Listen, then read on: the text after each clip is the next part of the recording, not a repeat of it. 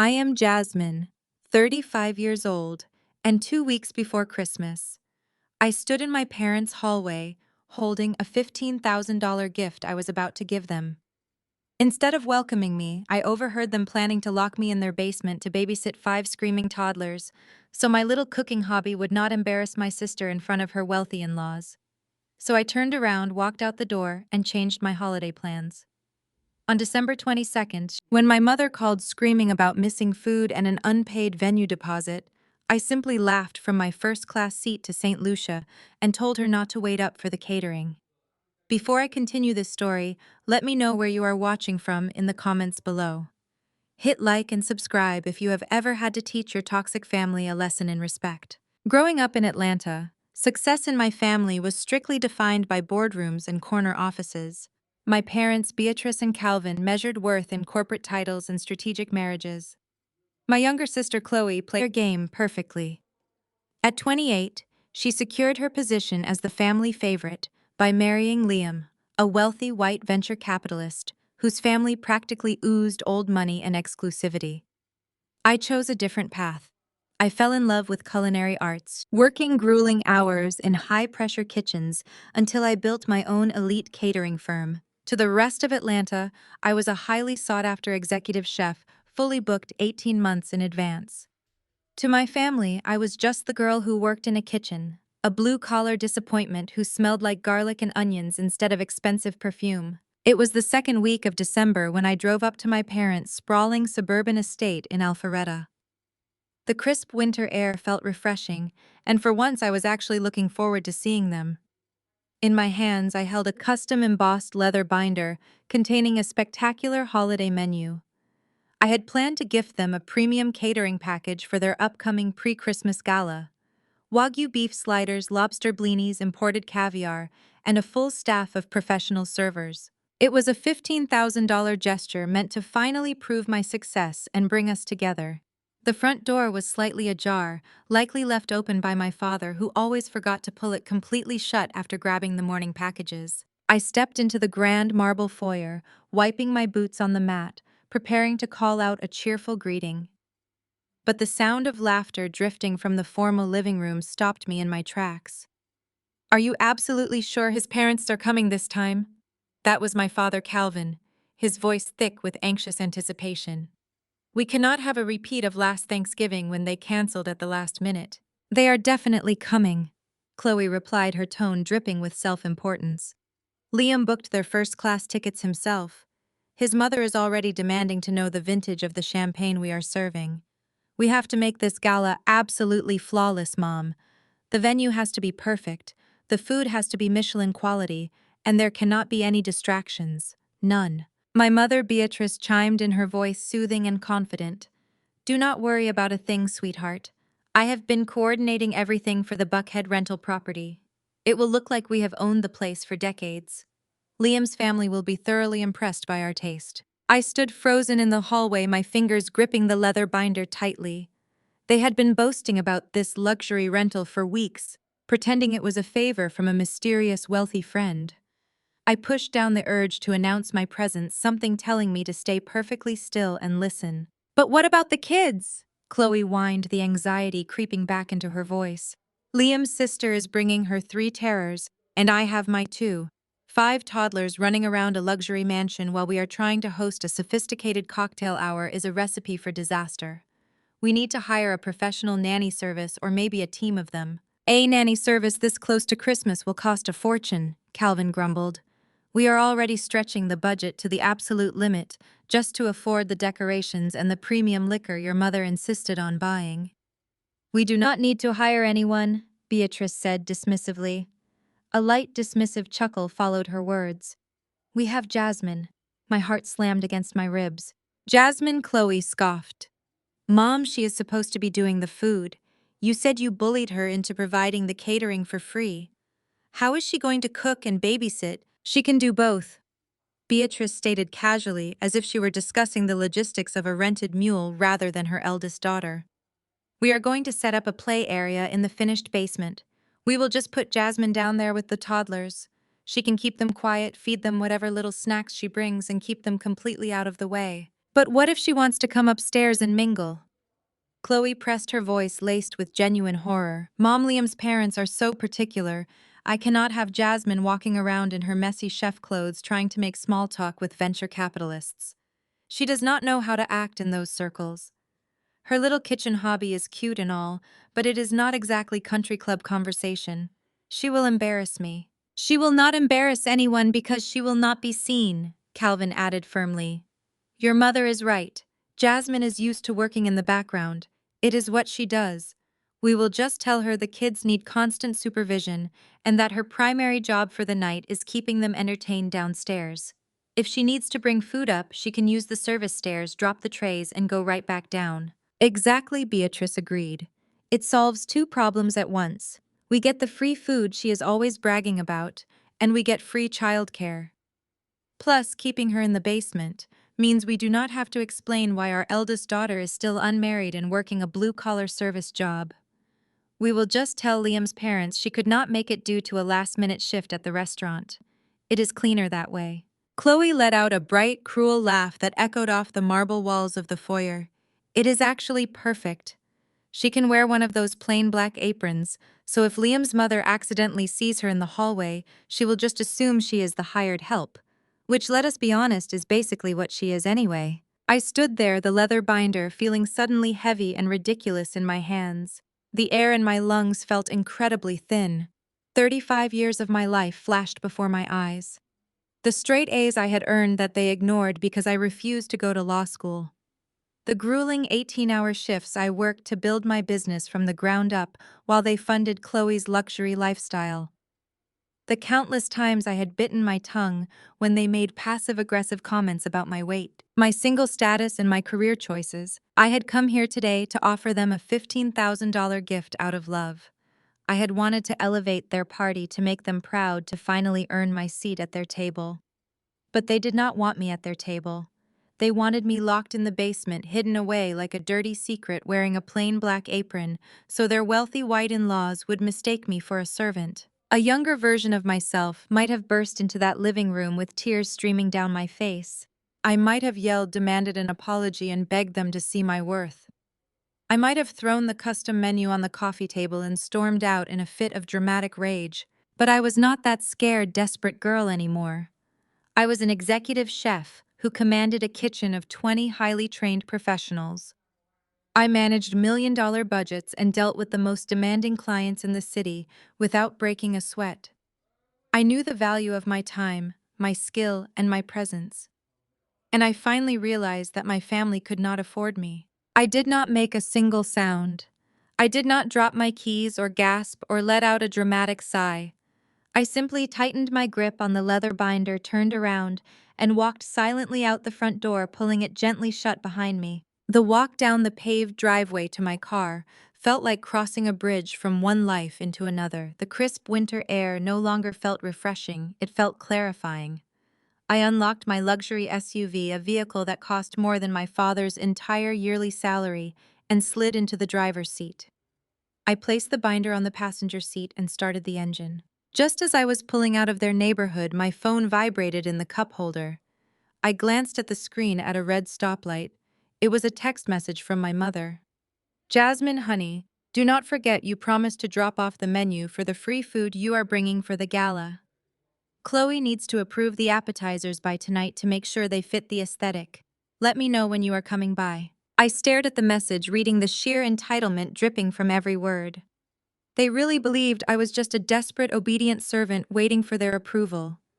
They believed they could lock me in a basement while feasting on my hard work. They believed they held all the power. I picked up my phone, my thumb hovering over the keyboard.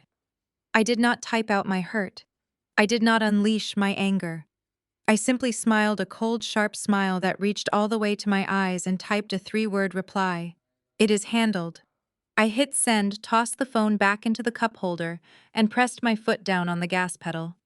They wanted the help to stay invisible.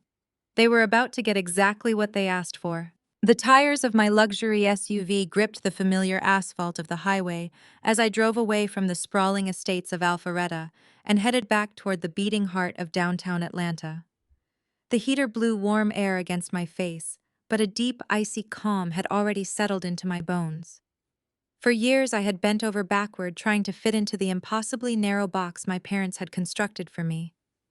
My mother and father measured a person's worth by country club memberships, exclusive zip codes, and strategic marriages. When my younger sister Chloe brought Liam home, she essentially secured her spot as the undisputed golden child. Liam was a venture capitalist whose family had been generating massive wealth since the 1920s. He was white, incredibly rich, and carried an air of oblivious old money privilege that my parents practically worshipped. They treated him like royalty, reshaping their entire lives to match his family's expectations. Chloe became the perfect suburban wife, hosting lavish brunches and attending high society charity galas entirely funded by my parents, draining their own bank accounts to keep up the grand charade. And me, I was just the girl who cooked. They never cared that the girl who cooked had actually built a multi-million-dollar culinary empire with her bare hands. They deliberately ignored the fact that my catering company was the most exclusive in the city, fully booked 18 months in advance by the exact same high society elite. They spent all their time desperately trying to impress. To them, food service was a blue-collar embarrassment. Whenever a prestigious culinary magazine featured my business on their cover, my mother would quickly change the subject to Chloe's new private tennis instructor. I had spent a decade swallowing that blatant disrespect, telling myself they just did not understand the industry. I justified their behavior, thinking that if I just worked a little harder, cooked a little better, and provided them with enough free luxury services, they would finally look at me with the same glowing pride they reserved for Chloe. But overhearing them plot to lock me in a basement with 5 screaming toddlers so my presence would not ruin their aesthetic was the final clarifying blow. They understood my success perfectly well. They just hated that it did not serve their narrative of superiority. I pulled into the private underground parking garage of my corporate headquarters in Midtown Atlanta. The sleek glass and steel building housed my primary prep kitchens, my tasting rooms, and my executive offices. Stepping out of the car, the faint, intoxicating scent of roasted garlic rich, demi-glace, and expensive truffles hit the air. It was the smell of my independence. I pushed through the heavy double doors and walked into the sprawling, immaculate stainless steel domain where I was the absolute authority. The ambient noise of 20 highly trained culinary professionals, shouting calls, searing meats, and moving with synchronized precision washed over me like a comforting blanket. The fluorescent lights gleamed off the pristine countertops. This was my sanctuary. Out in the suburbs, I was an embarrassment to be hidden away. In here, I was a visionary. I was respected. I was a boss. My lead sous chef, Terrence, spotted me immediately from across the room. He wiped his hands on a pristine white towel and walked over his eyes, dropping to the custom leather binder still clutched tightly in my hand. He knew exactly what it was. We had spent the last 3 weeks meticulously designing the menu for my family's Christmas Eve gala. We had sourced the absolute rarest ingredients from around the globe, planned a flawless execution strategy, and scheduled our top-tier service staff to work the event on holiday pay. Terrence knew how much I wanted to impress them. He had seen the toll their constant dismissal took on me over the years, watching me bend over backward to accommodate my mother's impossible last-minute demands for previous family gatherings. "You are back early, chef," he said, his brow furrowing slightly as he studied my face. "I thought you were going to stay for dinner and walk them through the tasting menu. Are we still on track for the Buckhead Estate load-in on the 22nd? The logistics team needs to confirm the truck routes." I looked around my kitchen. I looked at the brilliant, dedicated team I had assembled. I saw the line cooks prepping delicate pastries and the pastry chef tempering chocolate with absolute focus. They deserved to work for clients who respected their craft and treated them with basic human dignity, not for people who viewed them as invisible help to be shoved into a corner and disrespected. I looked back at Terrence and handed him the heavy leather binder. He took it cautiously, opening the cover to look at the elaborate $15,000 contract I had signed and paid for out of my own pocket as a gift to the very people who wanted to treat me like a servant. "Shred it," I said. My voice was completely steady, devoid of the anxiety that usually plagued me when dealing with my family. Terrence blinked, looking from the elaborate menu back to me in sheer confusion. "Shred it." But chef, the imported Wagyu beef just arrived this morning.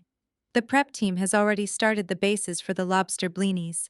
We have thousands of dollars of product allocated for this specific event. I said, shred it, Terrence. We are no longer servicing the Addams Family Christmas Gala. In fact, we are never servicing them again. Find another use for the Wagyu. Run it as a special for our corporate clients this week.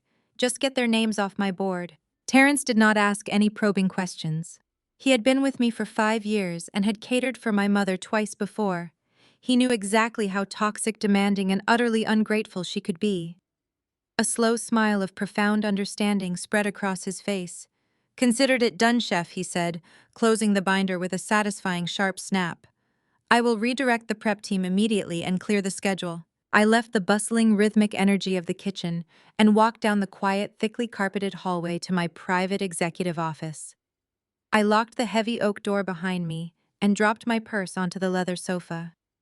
The lingering adrenaline from the morning's awful discovery was beginning to fade, replaced by a sharp, cold, calculating focus. They wanted to use me as free childcare while they paraded around a luxury mansion pretending to be Atlanta royalty in front of Liam's old money parents. But they had conveniently forgotten one massive critical detail about that gorgeous mansion. I sat down at my wide mahogany desk and opened my laptop. The screen glowed to life, illuminating the dim office. I pulled up my secure email server and searched for the specific property management company that handled the exclusive Buckhead estate my mother had been bragging about to anyone who would listen.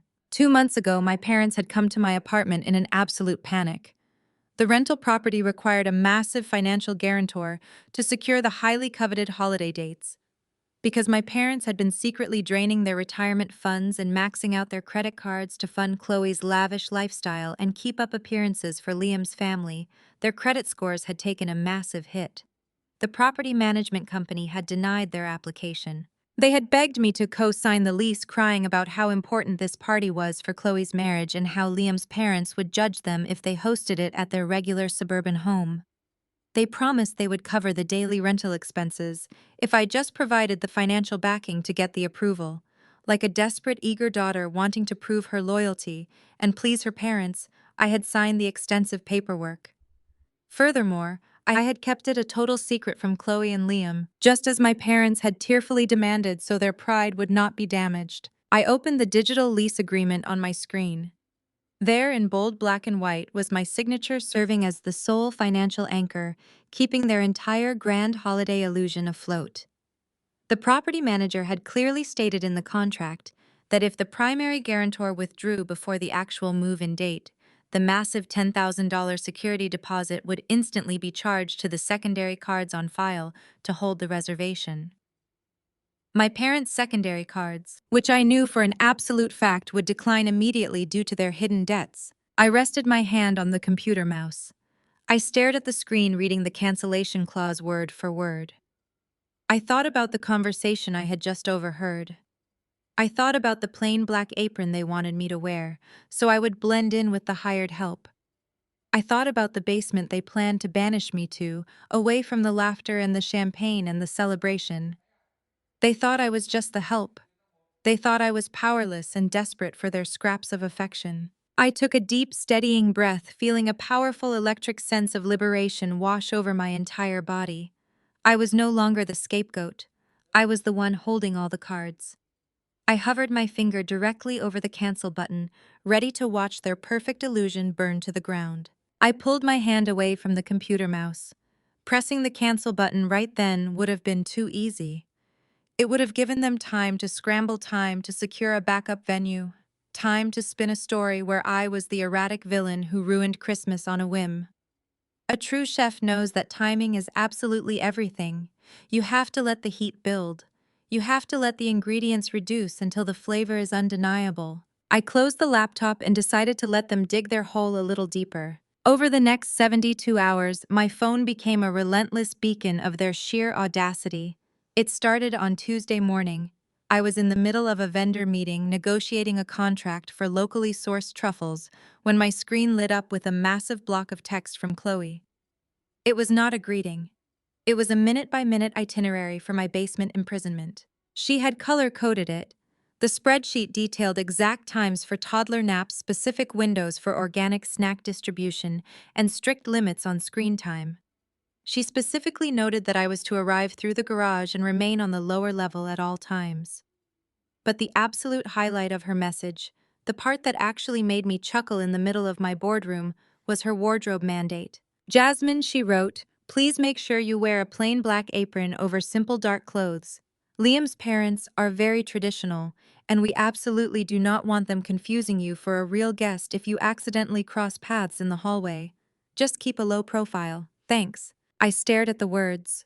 She wanted me to look like the hired help, so her white old money in-laws would not realize the woman changing dirty diapers downstairs was actually her sister.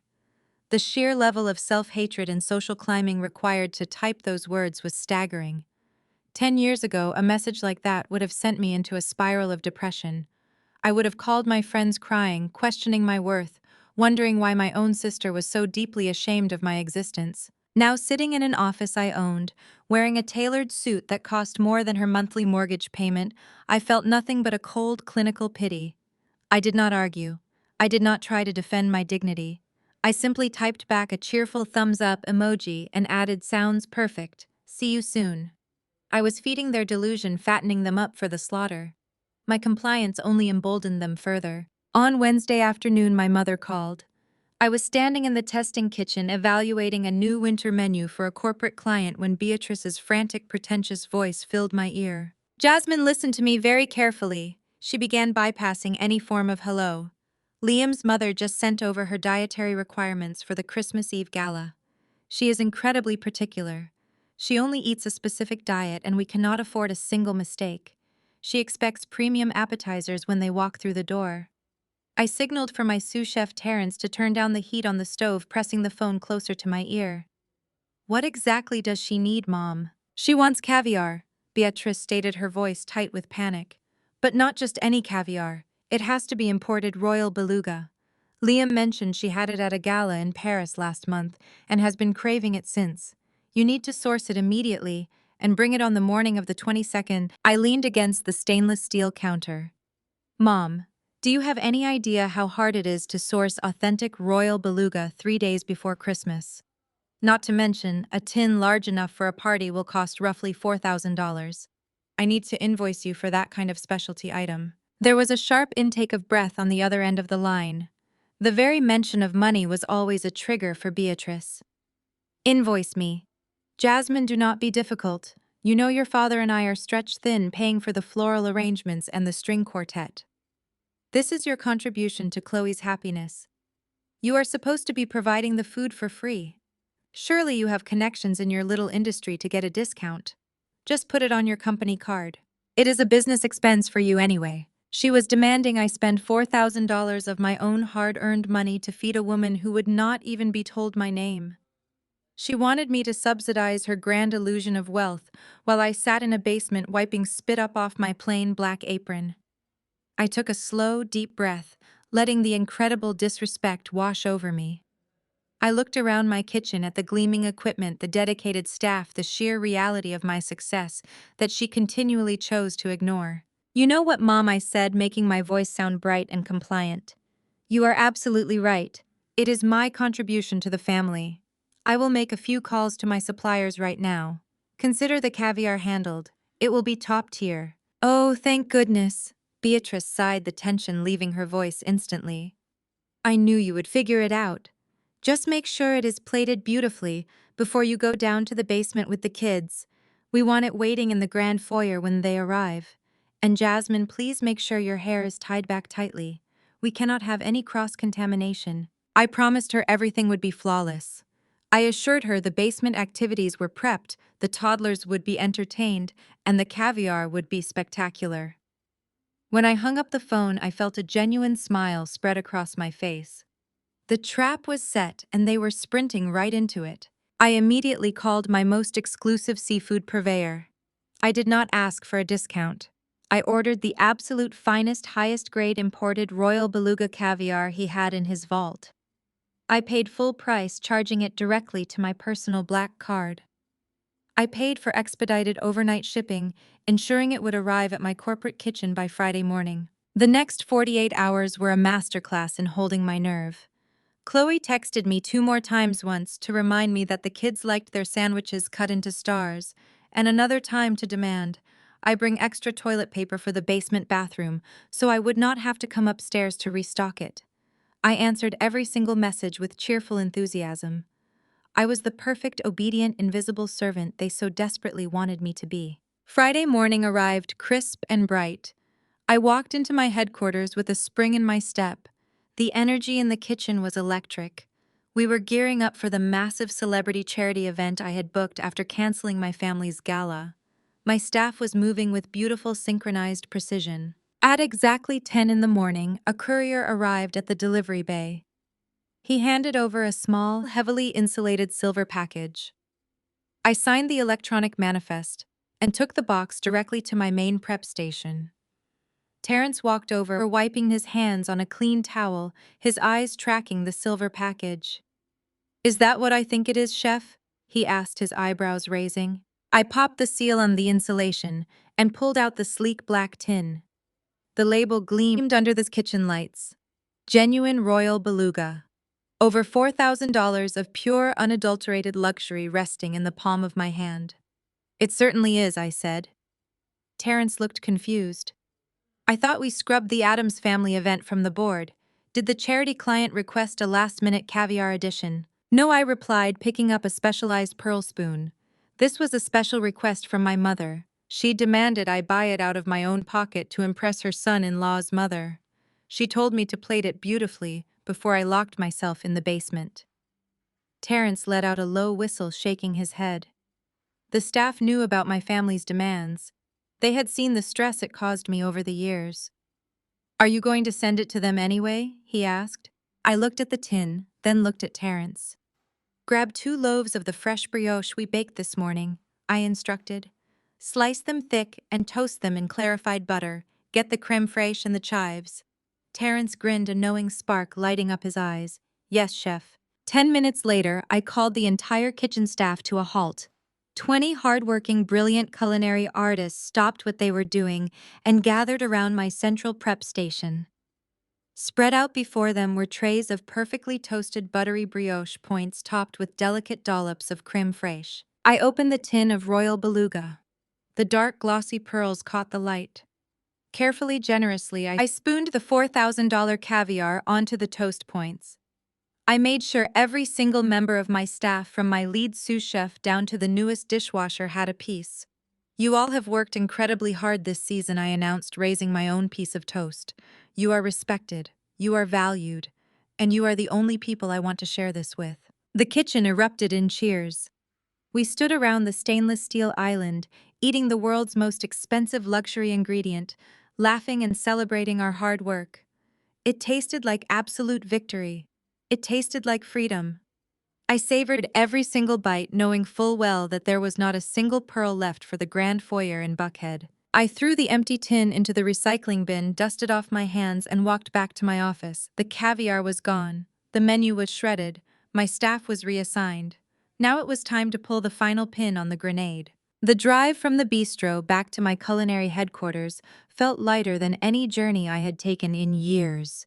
The heavy, suffocating weight of my family's expectations had completely evaporated, leaving behind a sharp, exhilarating sense of purpose. I had spent my entire adult life trying to serve them a feast of my accomplishments, hoping they would finally pull out a chair for me. Now I was clearing the table entirely. I arrived at my corporate kitchen just as the afternoon prep shift was shifting into high gear. The symphony of clattering pans, sizzling proteins, and shouted orders greeted me at the door. I walked past the bustling line cooks and headed straight for the central logistics office, a glass-walled room that overlooked the entire operation. My director of events, a sharp, incredibly efficient woman named Marcus, looked up from her dual monitors as I walked in. Marcus knew the intricate details of every single client, every menu variation, and every staff schedule we managed. She also knew exactly how deeply my family's events usually disrupted our workflow. Chef Marcus said, adjusting her glasses. "I was just about to come find you. We have a situation with the schedule for the 24th. I leaned against the doorframe, crossing my arms. "Let me guess. We have a massive gap in our calendar because I told Terrence to shred the Addams Family menu. Marcus smiled, a mixture of relief and professional curiosity. Word travels fast in the kitchen. The prep team is thrilled. They do not have to work your mother's event, and with our Christmas Eve booking recently canceled, it leaves our elite fleet available on the 24th. We have 20 of our top-tier servers, bartenders, and culinary staff fully scheduled with nothing to do. I was going to ask if you wanted me to send them home with holiday pay or try to find a last-minute booking. Before I could answer, the heavy red telephone on Marcus's desk rang. It was the private line, the one reserved exclusively for our ultra-high net worth clients, celebrities, politicians, and industry titans who required absolute discretion and immediate service. Marcus raised an eyebrow at me and picked up the receiver. Jasmine Culinary Group, Marcus speaking. How may I help you? I watched as Marcus's posture straightened, her eyes widening slightly as she grabbed a pen and began furiously scribbling on a notepad. She covered the mouthpiece with her hand and looked up at me, her expression a mix of shock and pure adrenaline. Chef, she whispered urgently. It is the team for Jonathan Hayes. I felt a spark of genuine excitement. Jonathan Hayes was one of the most prominent philanthropists and actors in Atlanta, known for hosting incredibly lavish, highly publicized charity events. We had been trying to get on his preferred vendor list for 2 years. What does he want? I mouthed back. Marcus uncovered the phone and listened for another moment before speaking. Yes, I understand completely. A last-minute cancellation by your current caterer is a nightmare for a Christmas Eve charity gala. Let me put you on a brief hold while I consult directly with our executive chef. She pressed the mute button and looked at me, her eyes shining with the thrill of the impossible catch. Their caterer just went bankrupt and pulled out. He is hosting a massive charity gala on Christmas Eve for 300 VIP guests. He needs a full premium menu, an entire staff, and a fleet of trucks, and he is willing to pay triple our usual emergency rate to secure us. He is begging Jasmine. The universe had just handed me the absolute perfect opportunity to replace my family's toxic delusion with a legendary, lucrative reality. I did not even have to think about it. Tell him we will take it, I said, my voice ringing with absolute certainty. Tell him we have an elite 20-person staff, ready to go, a fleet of refrigerated trucks fueled up, and I will personally design and execute a Michelin-quality menu that will blow his guests away. Tell him Jasmine Culinary Group is stepping in to save his Christmas. Marcus beamed, taking the phone off mute and expertly sealing the deal. Within 5 minutes, we had secured a contract that would generate a massive profit and solidify our reputation in the highest echelons of Atlanta society. I walked out of the logistics office and stood at the head of the main kitchen. I grabbed a metal spoon and clinked it sharply against a stainless steel mixing bowl. The loud, clear sound cut through the ambient noise, and every single person in the room stopped what they were doing and turned to look at me. Listen up, everyone, I called out, my voice carrying effortlessly across the gleaming room. There has been a major change of plans for the holiday schedule. The Addams Family Gala has been completely scrubbed from our books. We are no longer servicing that event. A collective audible sigh of relief washed over the staff. Several of the senior servers who had endured my mother's condescending demands and my sister's rude snapping fingers at previous events exchanged triumphant smiles. Instead, I continued, my energy rising. We have just secured the Jonathan Hayes Christmas Eve Charity Gala. 300 VIP guests, a full premium menu. We are deploying the entire elite fleet. This is our chance to show the absolute pinnacle of Atlanta society, what this kitchen is capable of. I need all hands-on-deck focus, dialed in, and absolute perfection. We are going to execute a flawless event, and everyone working the holiday shift is getting a double bonus. The kitchen absolutely erupted. My staff cheered, banging spoons against pots, the sheer excitement and relief creating a wave of powerful positive energy. This was what leadership looked like. This was what respect felt like. I was not a basement babysitter. I was the general of a culinary army, and we were about to march into a massive victory. I spent the next several hours completely immersed in the creative process. I stood at the massive whiteboards in the strategy room, systematically erasing every single detail of the Addams Family Christmas. I wiped away the notes about Liam's mother's dietary restrictions. I wiped away the timeline for the garage load-in. I wiped away every trace of the illusion I had been planning to bankroll. In its place, I sketched out a breathtaking, innovative menu for the charity gala: pan-seared scallops with a citrus beurre blanc, herb-crusted lamb rack, delicate winter vegetable tarts, and a dessert display that would look like modern art. I reassigned the entire 20-person staff, pairing our best sommeliers with our sharpest servers. I routed the fleet of pristine logo-wrapped catering trucks to the downtown ballroom where the charity event would be held. Every single resource, every ounce of premium ingredients, every drop of my professional energy was officially redirected away from the people who viewed me as hired help and toward a client who respected my craft and was willing to pay a premium for it. As I was finalizing the prep schedule with Terrence, my phone vibrated in my pocket. I pulled it out and looked at the screen. It was a picture message from my mother, Beatrice. I opened the text. It was a photograph taken inside a discount dollar store. The image showed a plastic shopping cart filled with cheap, brightly colored coloring books, flimsy plastic building blocks, and a few packs of off-brand crayons. Below the picture was a message dripping with her usual demanding entitlement. "Jasmine, I just picked up these little toys for you to use with the kids in the basement. I do not want them getting bored and running upstairs to bother the adults. Make sure you keep them engaged with these.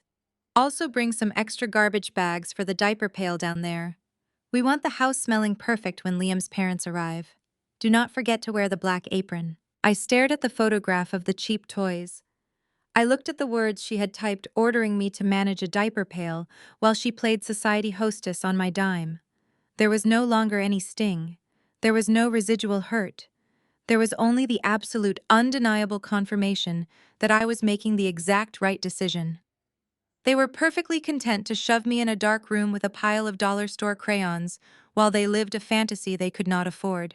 I looked up at my logistics board, completely filled with the details of a massive, incredibly lucrative celebrity gala that I was going to conquer.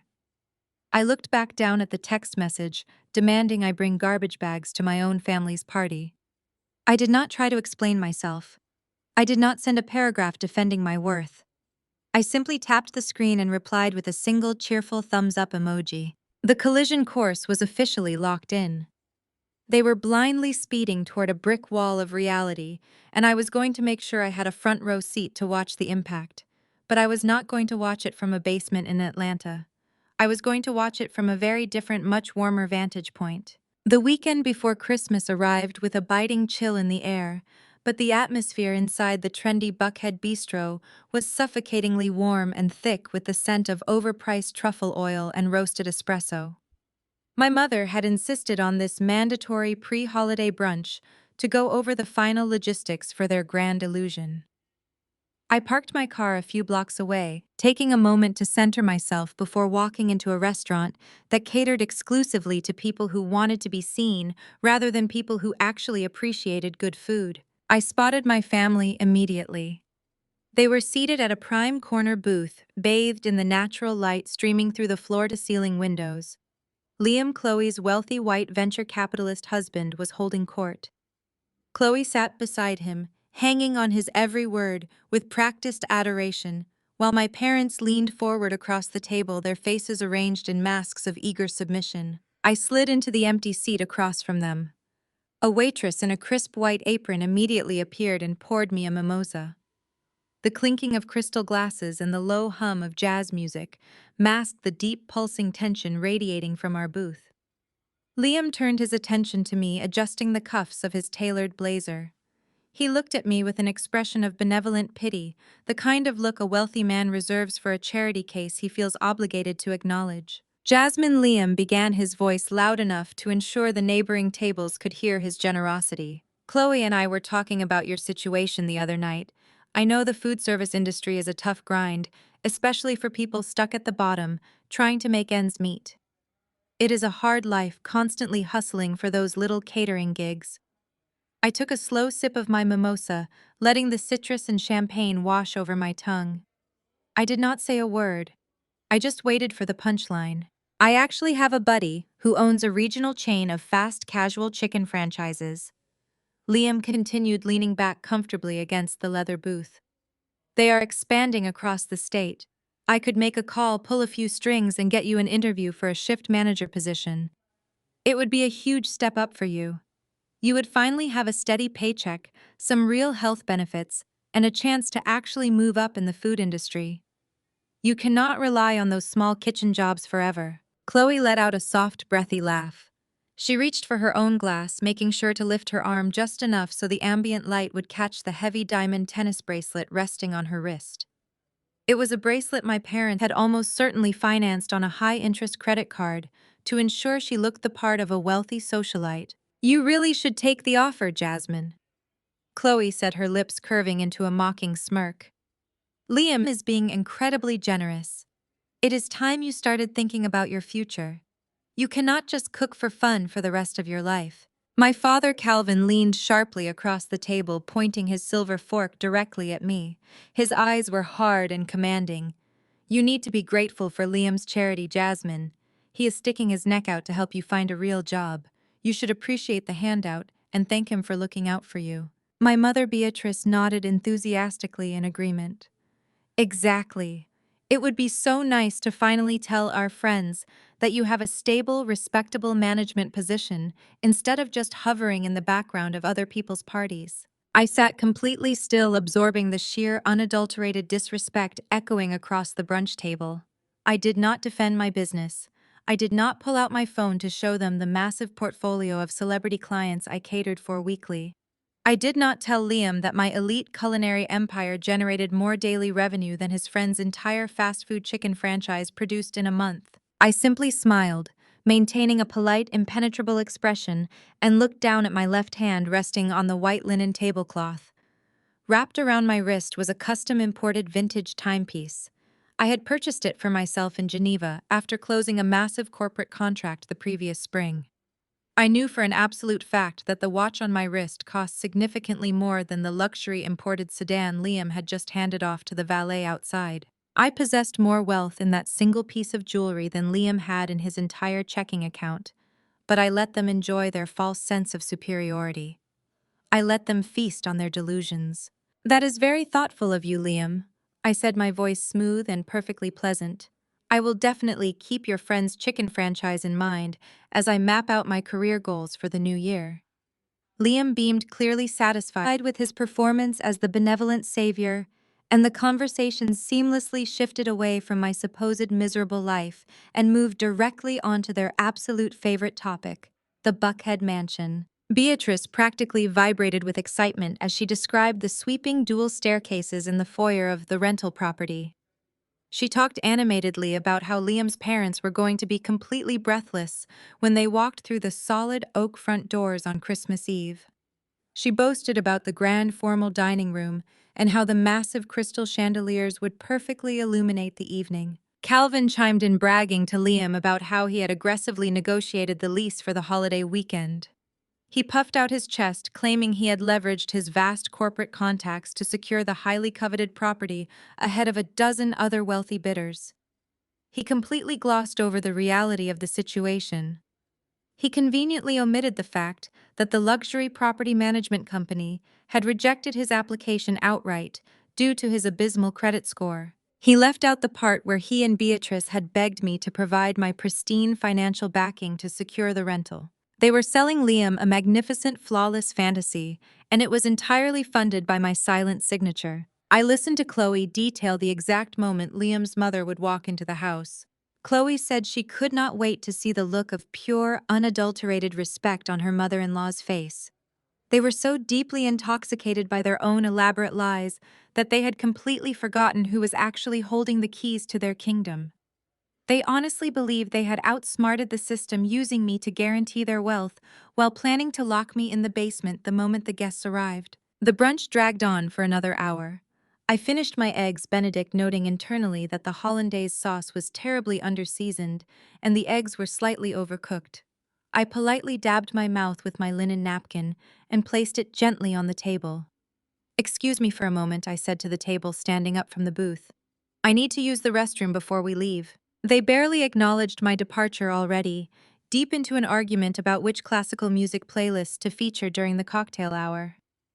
I walked away from the sounds of their clinking glasses and arrogant laughter moving toward the back of the restaurant. The bathroom was lined with dark slate marble and smelled heavily of expensive citrus soap and eucalyptus. It was completely empty and blissfully quiet. I walked over to the sleek vanity, turned on the polished chrome faucet, and washed my hands in the warm water. I looked up at my reflection in the wide illuminated mirror. I did not look like a struggling shift manager. I did not look like an unpaid basement babysitter. I looked calm. I looked powerful. I looked absolutely ready. I dried my hands, reached into my designer purse, and pulled out my phone. I opened the secure application for the luxury property management company that handled the Buckhead estate. The dashboard loaded, instantly displaying the address of the mansion and the active dates for the upcoming Christmas Eve gala.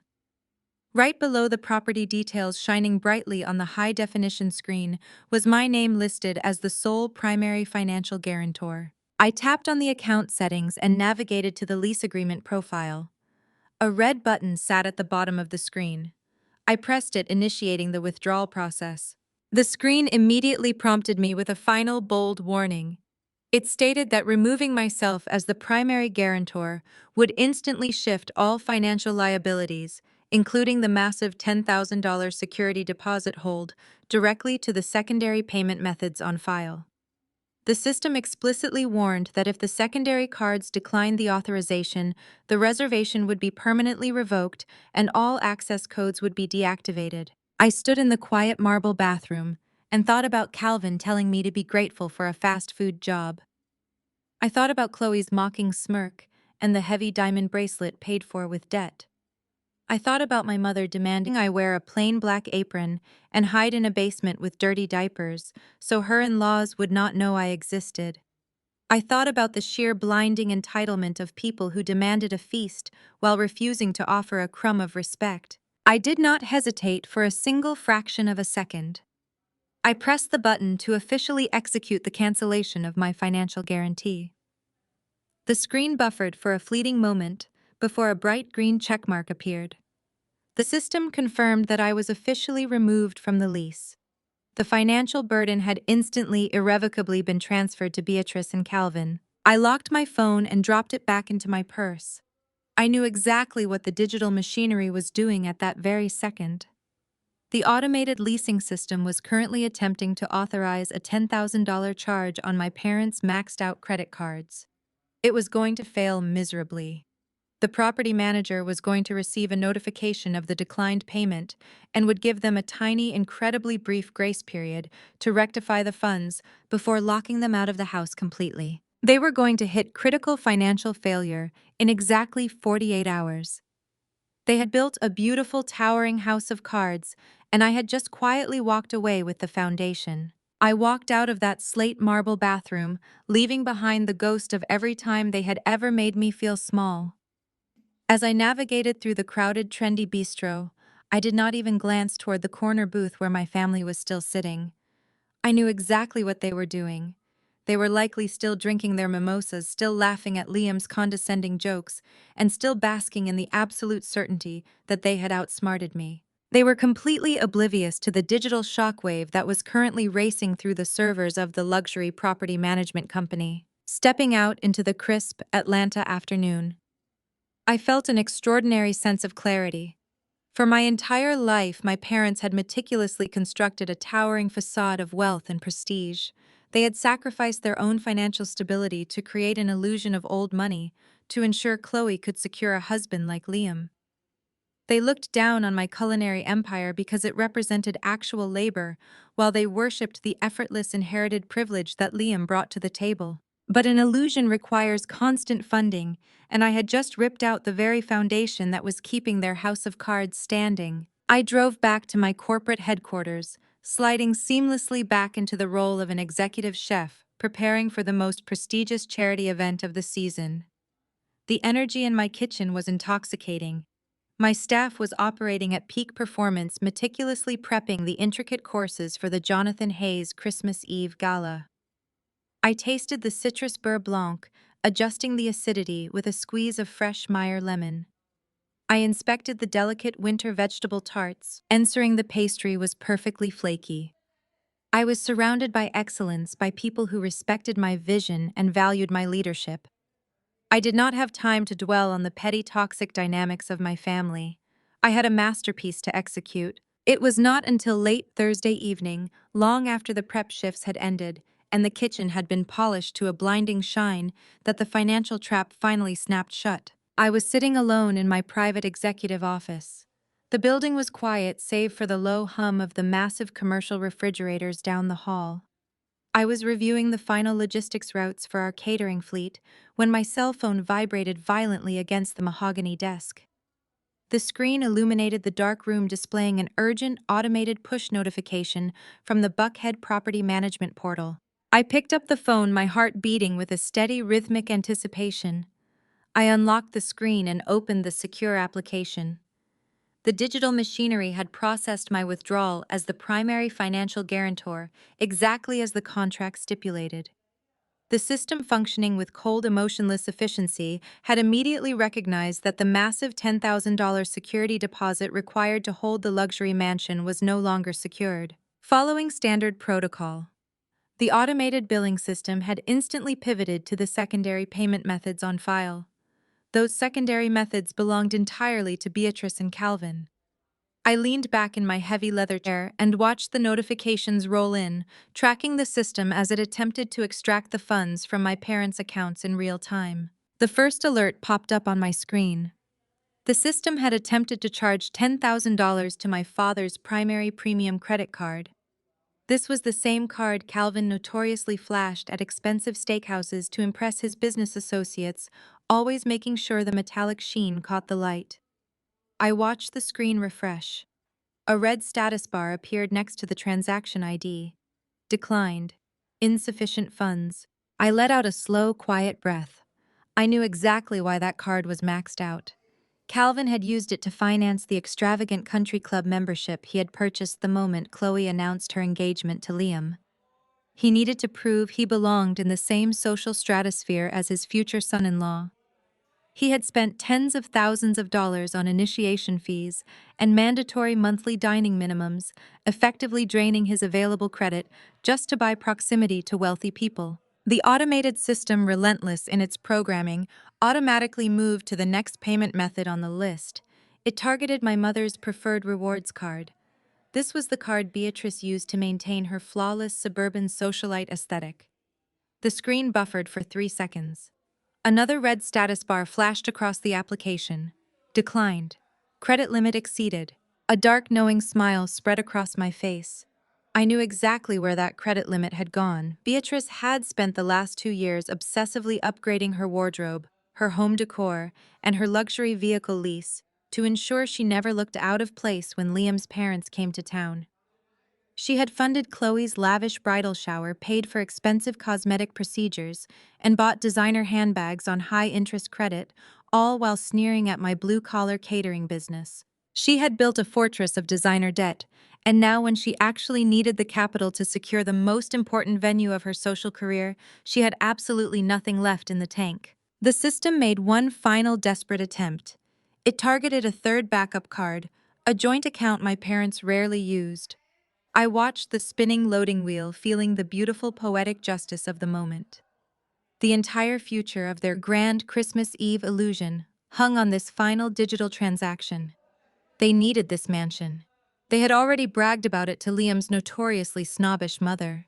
They had told their entire country club circle they were hosting the holiday event of the season at an exclusive Buckhead estate.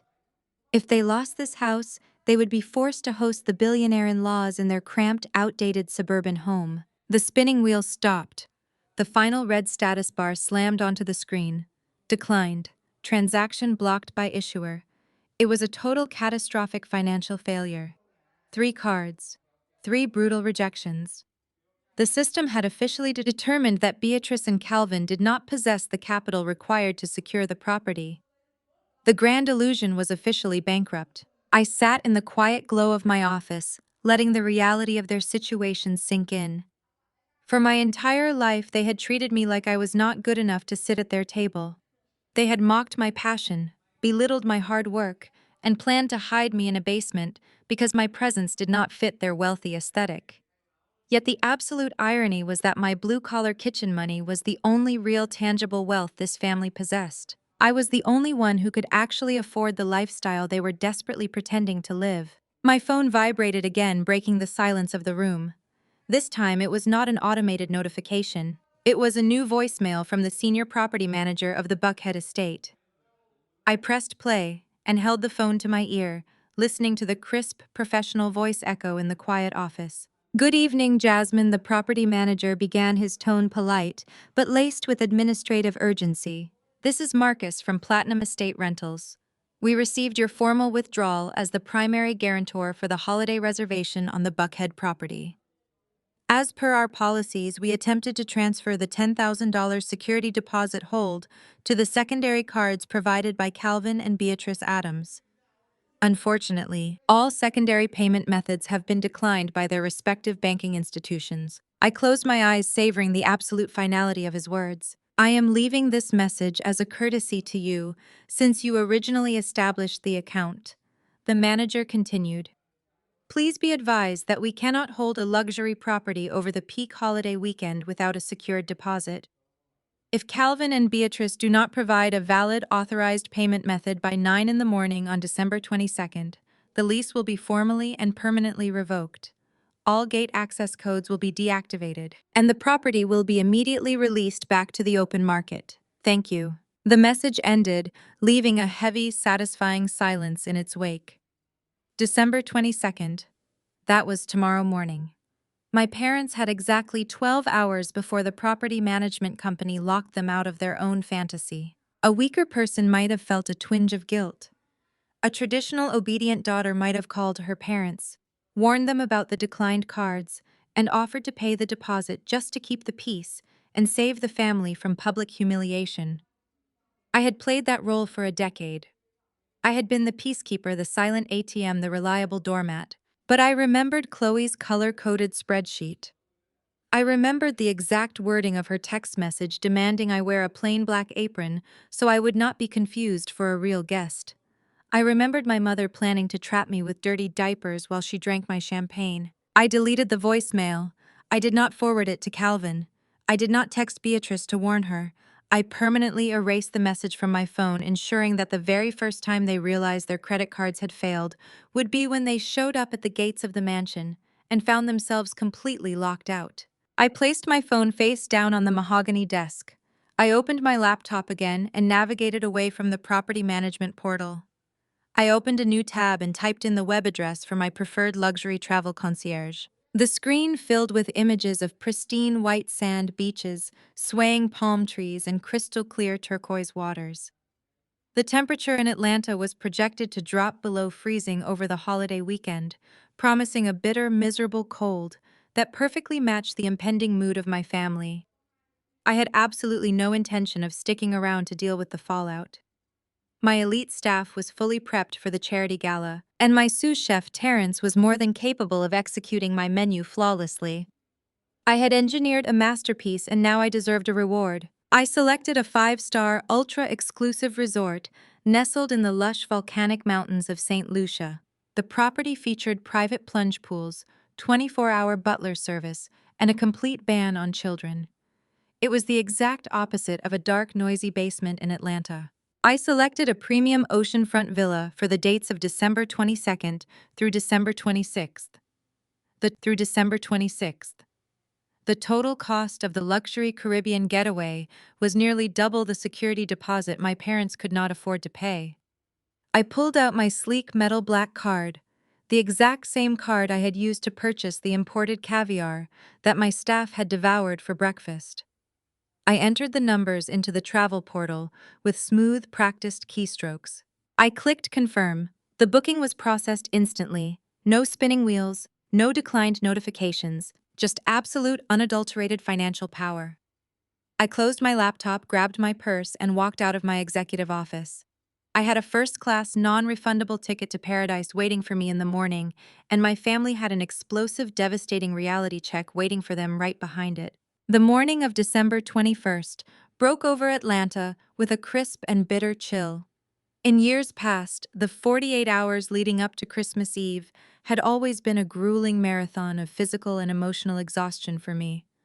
I would normally be waking up at 4 in the morning with aching feet and burned fingers, frantically loading heavily insulated food carriers into the back of transport vans. I would be fielding a dozen panicked phone calls from my mother about table settings and linen colors, sacrificing my own peace of mind to ensure their holiday illusion was perfectly seamless. But on this particular morning, I woke up naturally as the soft winter sunlight filtered through the floor-to-ceiling windows of my downtown penthouse. I stretched against the high thread count sheets and listened to the absolute beautiful silence of my home. There was no panic, there was no rushing. There was only the sweet and steady rhythm of my own breathing. I walked into my kitchen, poured myself a cup of rich dark roast coffee, and leaned against the granite countertop. My phone resting on the kitchen island began to vibrate with an incoming stream of text messages. I did not feel the usual spike of anxiety that traditionally accompanied communications from my family. I simply took a slow sip of my coffee, picked up the device, and opened the family group chat. They were completely oblivious to the massive financial crater that had opened up beneath their feet the night before. Caught up in their own staggering arrogance, they firmly believed they were just one day away from hosting the high society event of the decade. The first message was a massive block of text from Chloe. "Jasmine," she wrote, "I need you to make a quick run to the store before you head over to the Buckhead house tomorrow. I need you to pick up bleach glass cleaner and a fresh pack of scrub brushes for the basement bathroom." Liam's mother is incredibly particular about cleanliness. If the upstairs powder rooms get too crowded, she might wander downstairs to use the basement facilities. "I need you to make sure that bathroom shines like a mirror before the guests arrive. Also, do not forget what I said about using the service entrance by the garage. We are having a custom floral arch installed around the main doors, and we absolutely cannot have you tracking kitchen grease or carrying dirty cleaning supplies through the grand foyer." I read the message twice, marveling at the sheer, unadulterated audacity of her words. She was not just asking her sister to provide free premium catering and free childcare. She was actively ordering a self-made millionaire to scrub toilets on her hands and knees, just in case her wealthy white mother-in-law decided to take a stroll down to the basement. She wanted me to enter through the servant quarters so I would not visually contaminate her grand floral entrance. A few seconds later, another message popped up on the screen. This one was from my father Calvin. "Jasmine," he typed, his tone as commanding and dismissive as ever. "When you arrive tomorrow, make sure you park your car at the Community Recreation Center down the block and walk up the hill to the estate. We need the entire circular driveway kept completely clear so the valet service can properly park Liam's parents' town car. Do not leave your vehicle parked on the street where anyone can see it. It will clutter the aesthetic of the neighborhood, and we do not want to give off the wrong impression." I let out a soft, genuine laugh that echoed in my quiet kitchen. My father was actively ordering me to hide my vehicle out of pure shame. He had absolutely no idea that I currently drove a custom-imported luxury SUV that retailed for more than his entire retirement portfolio. He simply assumed that because I worked in the culinary industry, I must be driving some battered, leaking eyesore that would ruin the pristine image of the neighborhood. They were so deeply trapped in their own manufactured narrative of superiority that they had completely lost touch with reality. I did not argue with either of them. I did not type out a furious paragraph defending my dignity or my vehicle. I did not remind Chloe that I managed a fleet of 20 commercial catering trucks and had a staff that handled my sanitation needs. Engaging with their delusion would only give them the opportunity to play the victims. Instead, I gave them exactly what they wanted to hear. I typed a quick, cheerful response into the group chat. "No problem at all," I wrote. "I will grab the scrub brushes today, and I will make sure my car is parked completely out of sight. I will see you both tomorrow." I hit send and tossed the phone onto the kitchen counter. I had fed their illusion perfectly. They were now absolutely certain that their obedient invisible servant was completely under their control. I walked out of the kitchen and headed straight into my expansive walk-in closet. It was time to pack. I pulled down my vintage designer trunk, running my hands over the smooth, incredibly expensive leather. I opened the brass clasps and laid it flat on the center island of the closet. I thought about the plain, shapeless black apron Chloe had demanded I wear to blend in with the hired help. I smiled as I began pulling items from my pristine cedar hangers. I packed a stunning emerald green silk maxi dress that moved like liquid when I walked. I folded a vibrant tangerine resort set that I had purchased from an exclusive boutique in Milan. I packed wide-brimmed woven sun hats, oversized designer sunglasses, and 3 different pairs of strappy leather sandals. I gathered my highest quality skincare products, tucking expensive coconut sunscreen and shimmering body oils into a waterproof leather cosmetic bag. Every single item I placed into that trunk was a celebration of the vibrant, successful, and joyful woman I had worked so incredibly hard to become. There was not a single trace of dark drab servant clothing in sight. I was packing for paradise, leaving their basement demands thousands of miles behind me. The physical act of packing felt like a spiritual cleansing. With every zipper I closed and every buckle I fastened, I was actively shedding the heavy, suffocating role of the family mule. I was no longer the scapegoat who could be summoned to fix their mistakes or fund their fantasies. I was a woman reclaiming her absolute power. I zipped the heavy leather trunk shut and stood it upright by the bedroom door. The rest of the day passed in a beautiful, uninterrupted state of tranquility. I did not check my phone again. I did not look at the frantic emails from my mother regarding the imaginary imported caviar. I spent the afternoon at a high-end spa downtown, enjoying a long, luxurious massage that melted away the last lingering remnants of tension from my shoulders. I ate a quiet, perfect dinner at my favorite corner bistro, savoring a glass of bold red wine while watching the city lights begin to twinkle against the early winter sunset. When evening fell, I returned to my apartment and stood by the floor-to-ceiling windows, looking out over the sprawling, glowing grid of Atlanta.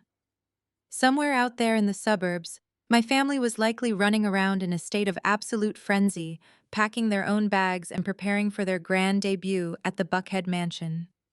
They were probably dreaming about the moment Liam's parents would walk through those solid oak doors. They had absolutely no idea that an invisible digital clock was loudly ticking down to their total destruction. The luxury property management system was currently sitting in its final grace period. In just a matter of hours, when the clock struck 9 in the morning on December 22nd, the system would permanently revoke their lease, lock the gates, and shut them out in the cold. I slept perfectly that night.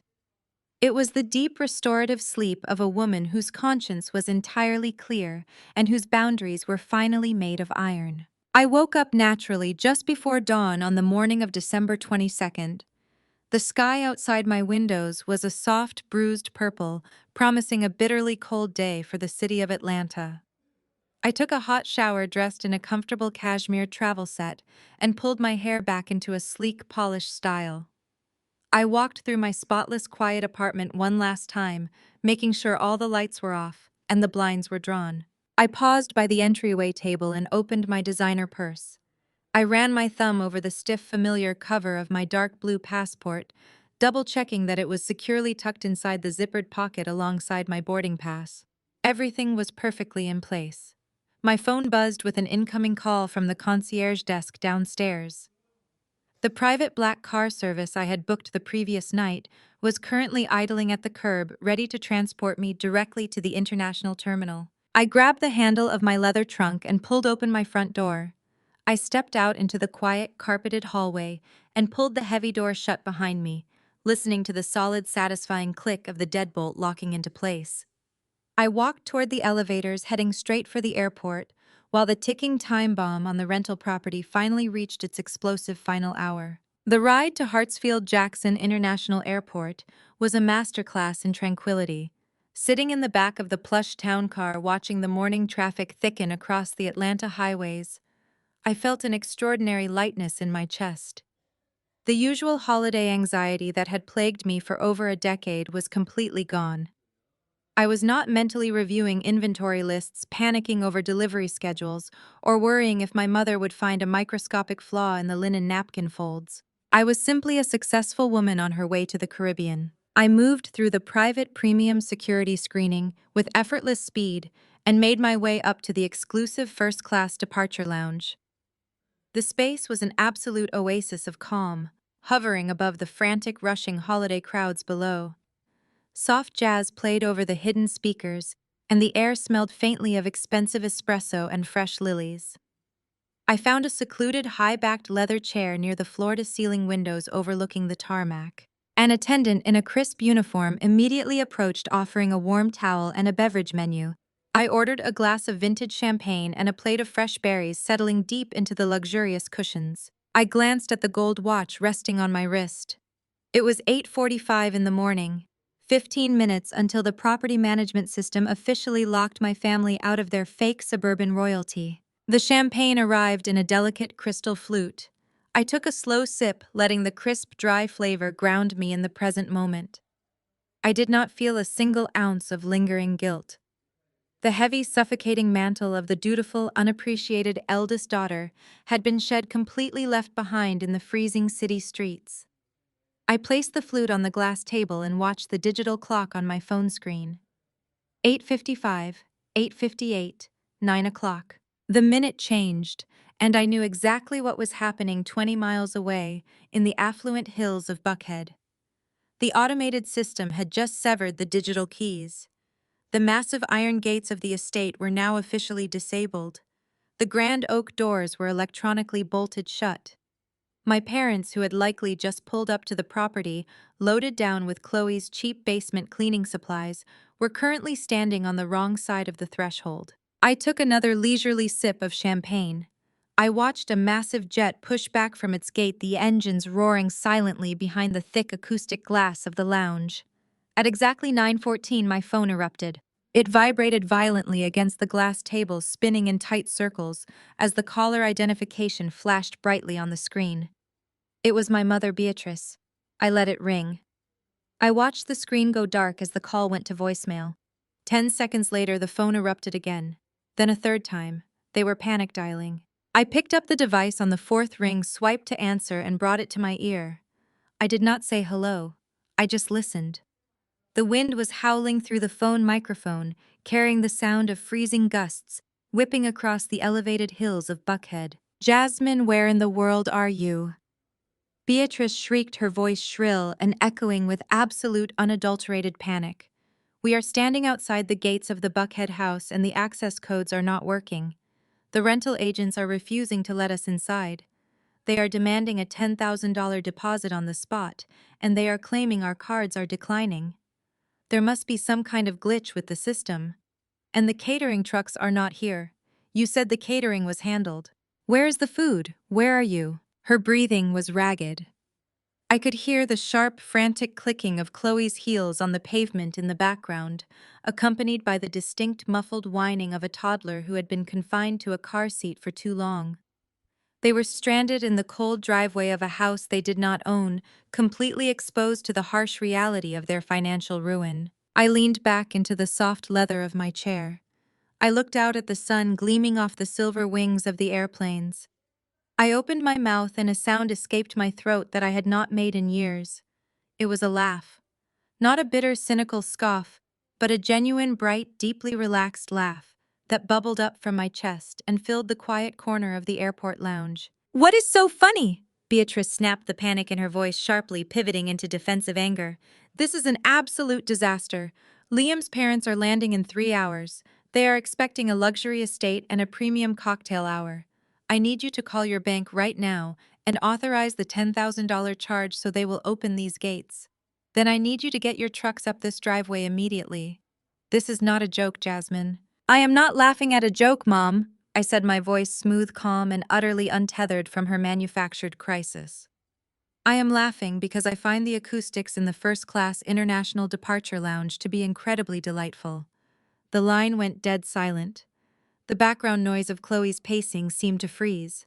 I could practically hear my mother's brain short-circuiting as she tried to process the words I had just spoken. "The International Lounge." Beatrice repeated, her voice dropping to a confused, breathless whisper. "What are you talking about? Why are you at the airport? You are supposed to be driving to Buckhead. You are supposed to be setting up the caviar and prepping the basement." I took a deep, satisfying breath. "No, Mom," I replied pleasantly. "I am not supposed to be doing any of that. I am actually waiting for my boarding group to be called. I am flying to a five-star resort in St. Lucia for the holidays. I have decided that I prefer the Caribbean sun over a dark, cold suburban basement. Jasmine, you cannot do this! Beatrice gasped, the sheer terror returning to her voice in a tidal wave.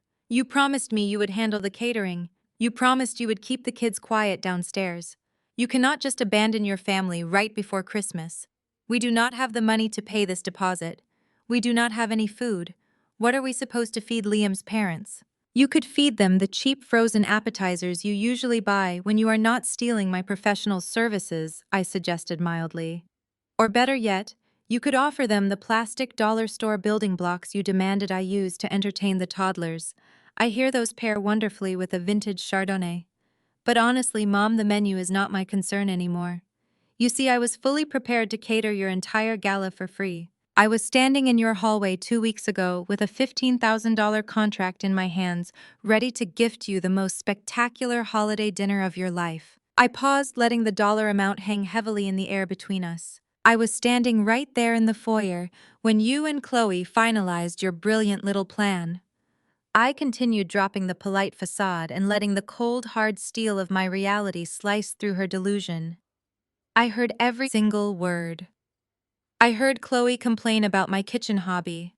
I heard you suggest locking me in the basement with dirty diapers so I would not embarrass you in front of the old money venture capitalists. I heard the mandate to wear a plain black apron so no one would confuse me for a real guest. A sharp, strangled gasp came from the other end of the line.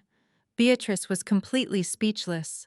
The undeniable proof of her betrayal had just stripped away every single layer of her entitlement. You wanted me to be invisible, I stated, my voice echoing with absolute authority. You wanted me to be the silent, obedient help, while you took credit for my money and my hard work. So I gave you exactly what you asked for. I made myself invisible. I withdrew my financial guarantee on the house. I reassigned my entire catering fleet to a client who actually respects me. I stepped entirely out of your way so you and Chloe can enjoy the holiday exactly as you deserve. Jasmine, please. Beatrice started to sob, a pathetic, desperate sound that held absolutely zero remorse. You misunderstood. We did not mean it like that. You have to fix this. Before she could spin another lie, the phone fumbled. I heard Chloe wailing in the background, a high-pitched shriek of absolute terror as she realized her perfect socialite facade was crashing down around her ears. Mom, do something! Chloe wailed, her voice carrying through the receiver. Liam's parents are going to be at our house in 3 hours, and we do not even have a single bottle of water to offer them. There was a loud scuffle, the sound of a device being snatched from someone's hand, and then my father's booming, furious voice filled the speaker. Listen to me right now, young lady, Calvin roared, attempting to use the heavy, commanding tone that used to terrify me when I was a child. You are going to hang up this phone, walk out of that airport, and get down here to fix this mess immediately. You are intentionally ruining your sister's image. You are humiliating this family. You have a duty to support us. I am your father, and I am ordering you to authorize this payment and bring the food.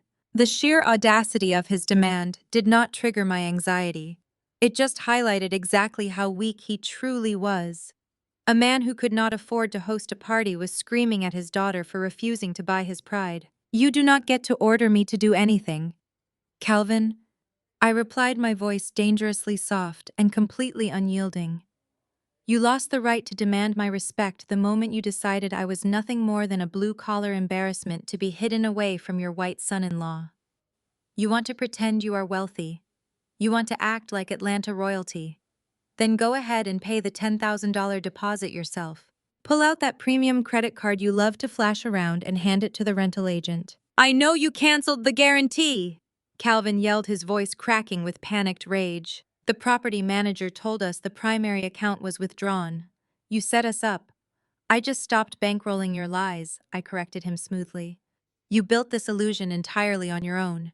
Now you get to figure out how to explain to Liam's parents why they are standing in a driveway with no food, no staff, and no house. Jasmine, you get back here right now! Calvin screamed, the background noise escalating as Chloe continued to melt down on the sidewalk. If you get on that plane, you are dead to this family. Over the lounge speakers, a crisp, professional voice announced the final boarding call for my flight to St. Lucia. I picked up my crystal flute, finished the last sip of my vintage champagne, and stood up from the leather chair. "Do not wait up for me," I said coolly into the receiver, completely ignoring his empty threat. "And definitely do not wait up for the premium catering. Merry Christmas." I pulled the phone away from my ear, cutting off Calvin's furious shouting. With a single swipe of my thumb, I switched the device directly into airplane mode. The connection severed instantly. The digital umbilical cord that had tied me to their toxic demands for over a decade was officially cut. I slid the phone into my designer purse, picked up my leather carry-on, and walked gracefully toward the boarding gate, leaving them entirely alone in the freezing cold reality they had created for themselves. All that remained for them now was the spectacular, devastating collapse of their own making. That was a show they would have to watch without me. I had a flight to catch. The flight to St. Lucia was the most peaceful 4 hours of my entire adult life. I drank sparkling water, read a novel, and watched the frozen gray landscape of the American South slowly fade into the brilliant, glittering turquoise waters of the Caribbean. When the plane finally touched down and the cabin doors opened, the warm tropical air washed over my face like a total absolution. I stepped onto the tarmac, a completely free woman. I waited until I had cleared customs and was comfortably seated in the back of a private luxury transport headed toward my five-star resort before I finally turned my phone off airplane mode. Instantly, the device nearly vibrated out of my hand.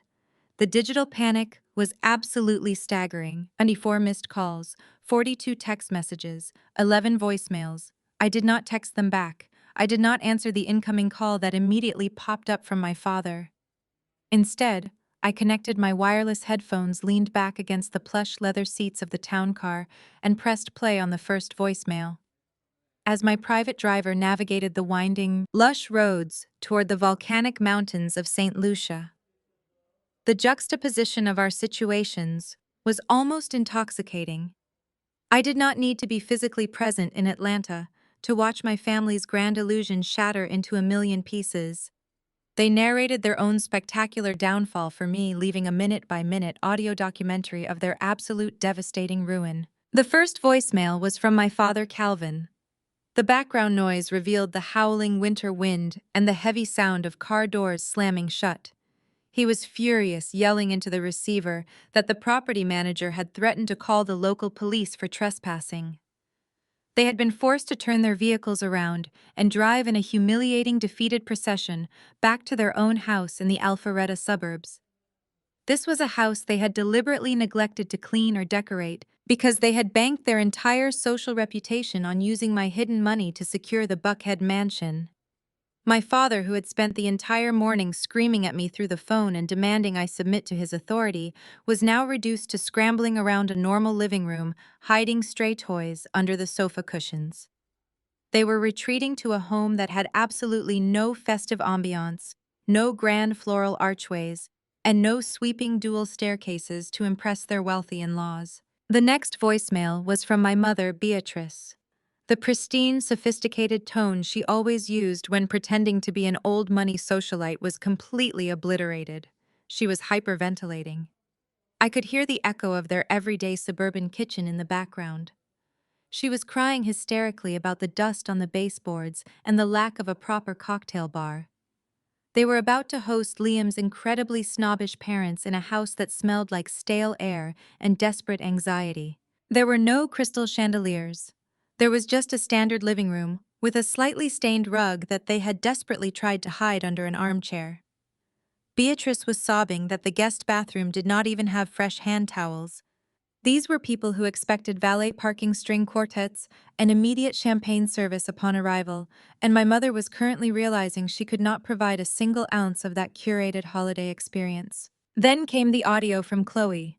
Her voicemail was pure, unadulterated chaos. Without me securely locked in the basement to act as an unpaid invisible nanny, Chloe was suddenly forced to actually parent her own children. The background audio was a deafening cacophony of shrieking toddlers. Her boys, having been strapped into car seats for hours during the futile trip to Buckhead and back, were experiencing a monumental, catastrophic meltdown. Chloe was weeping into the phone, screaming that one of the kids had just wiped sticky juice-covered hands all over her custom-tailored silk trousers. She was sobbing that she did not even have time to reapply her makeup or change out of her ruined clothes. She was wailing that Liam was absolutely furious. He was pacing the hallway demanding to know why they were suddenly hosting his elite family in a cramped, noisy house instead of the luxury estate she had promised him for months. Chloe, who had built her entire identity on being the perfect, effortless wife, was completely cracking under the pressure of having to do 5 minutes of actual, unglamorous parenting. The golden child was finally facing the reality of her own life without my invisible labor to prop her up. But the absolute crown jewel of the voicemail collection was the fourth message from Beatrice. I could clearly hear the frantic slamming of cabinet doors and the harsh, repetitive beeping of a standard kitchen microwave. She was in a state of absolute culinary terror. She had no Wagyu beef sliders. She had no lobster blinis. She had absolutely no imported Royal Beluga caviar. Because they had fully expected my professional catering fleet to magically appear and provide a Michelin-quality feast for free, my mother had purchased absolutely zero groceries for a backup plan. She was wailing into the phone that she was currently tearing through the deep freezer in the garage, desperately trying to thaw out boxes of cheap mass-produced mozzarella sticks and frozen miniature quiches left over from a neighborhood block party 2 years ago. The image was so vivid it was almost cinematic. The woman who had demanded I wear a plain black apron so I would not visually contaminate her elegant guests was now frantically attempting to arrange soggy microwaved pizza rolls onto a serving platter. She was crying about how the cheese was burning on the edges while the centers remained completely frozen. She was begging me to tell her where my delivery trucks were, completely unable to accept that the premium menu she had bragged about was currently being served to a room full of high-paying celebrity guests across town. The audio painted a flawless portrait of their total collapse. The facade of wealth, grace, and effortless superiority was completely dead. The illusion they had built to trap Liam and impress his family had evaporated the moment my financial backing disappeared.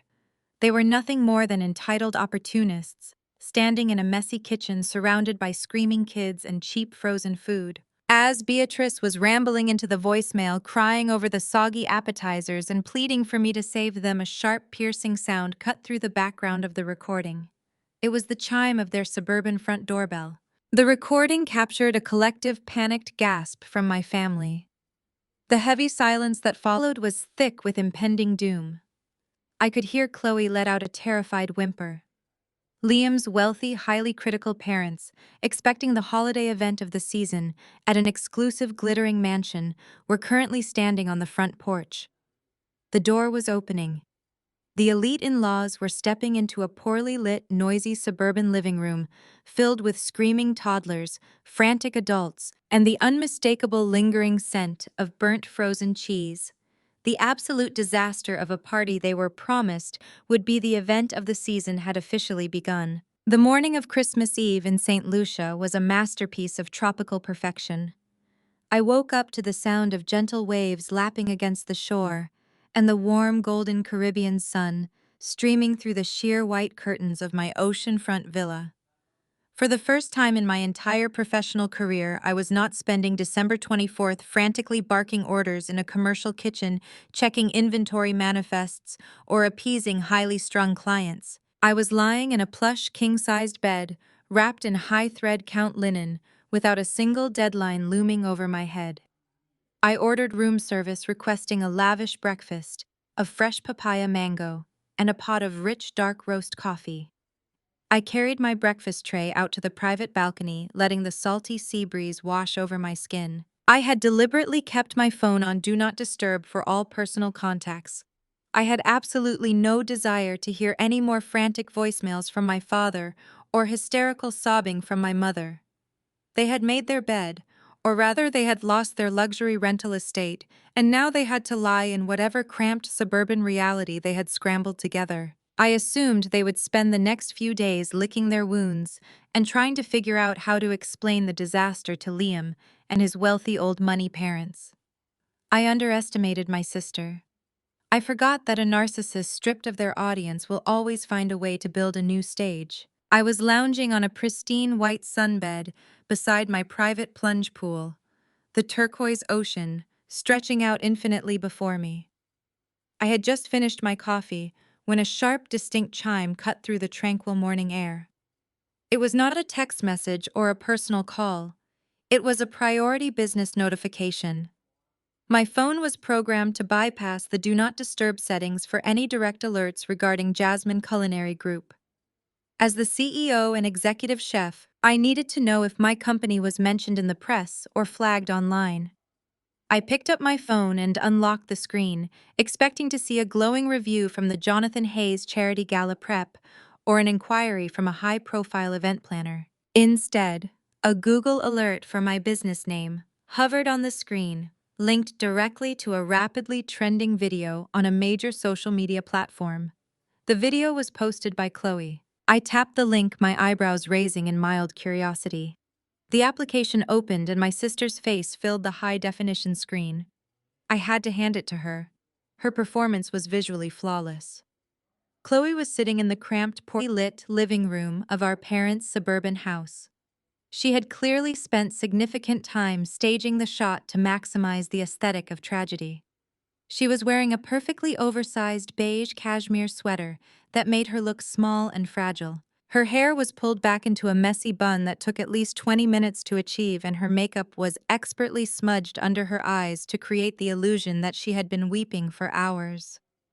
To complete the tragic tableau, she was holding her youngest toddler on her hip.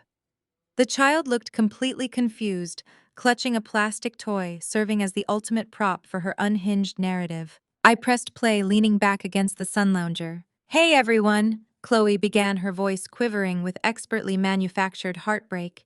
She sniffled, wiping an imaginary tear from her cheek. "I normally do not post personal family matters online, but I am just so completely devastated and heartbroken that I had to share this. As many of you know, Liam and I were supposed to host a beautiful pre-Christmas dinner 2 days ago for his parents, who flew into Atlanta from Boston. But my older sister Jasmine maliciously and intentionally ruined our family Christmas." I took a slow, deep breath, marveling at her sheer audacity. She was actually doubling down. She was not just playing the victim, she was launching a public smear campaign. Jasmine owns a catering company here in Atlanta called Jasmine Culinary Group. Chloe continued, explicitly naming my business to her thousands of followers. She promised months ago that she was going to handle all the food for our holiday dinner. We trusted her. We relied on her.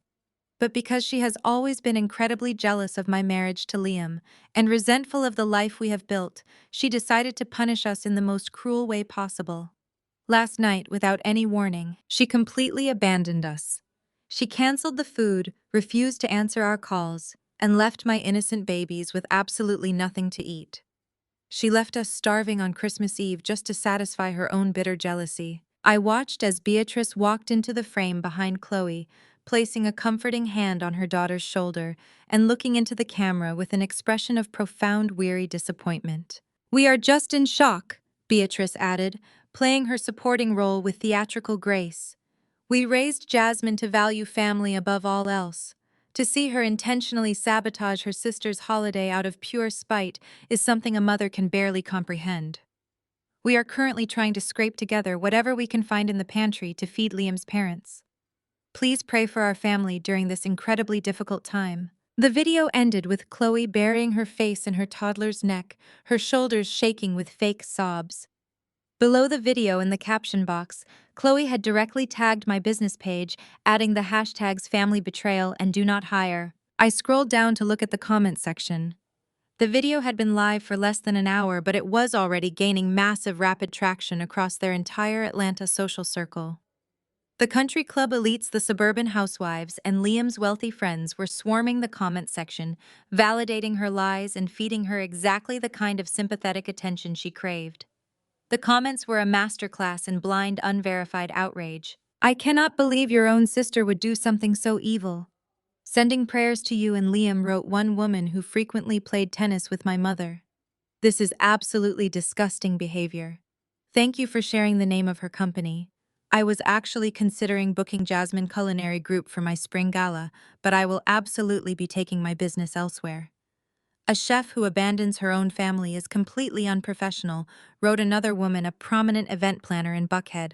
Liam's friends were chiming in as well, their comments dripping with arrogant white savior complexes. Chloe, Liam is a great guy. You both deserve so much better than this toxic behavior. Let us know if you need us to send over some takeout from the club. Do not let her ruin your holiday. Chloe was actively responding to the comments, playing the gracious wounded survivor. She was thanking them for their prayers, lamenting how hard it was to be the target of such deep-seated familial jealousy, and explicitly encouraging people to leave negative reviews on my company's business pages to warn other innocent clients about my supposed unreliability. She was trying to burn my culinary empire to the ground to cover up her own humiliating failure. She honestly believed that because I had always stayed quiet in the past, because I had always swallowed their disrespect to keep the peace, I would simply absorb this public attack and let her control the narrative. She thought my silence meant I was weak. She thought the distance I had put between us meant I was too cowardly to fight back. I locked my phone and set it down on the glass table next to my lounge chair.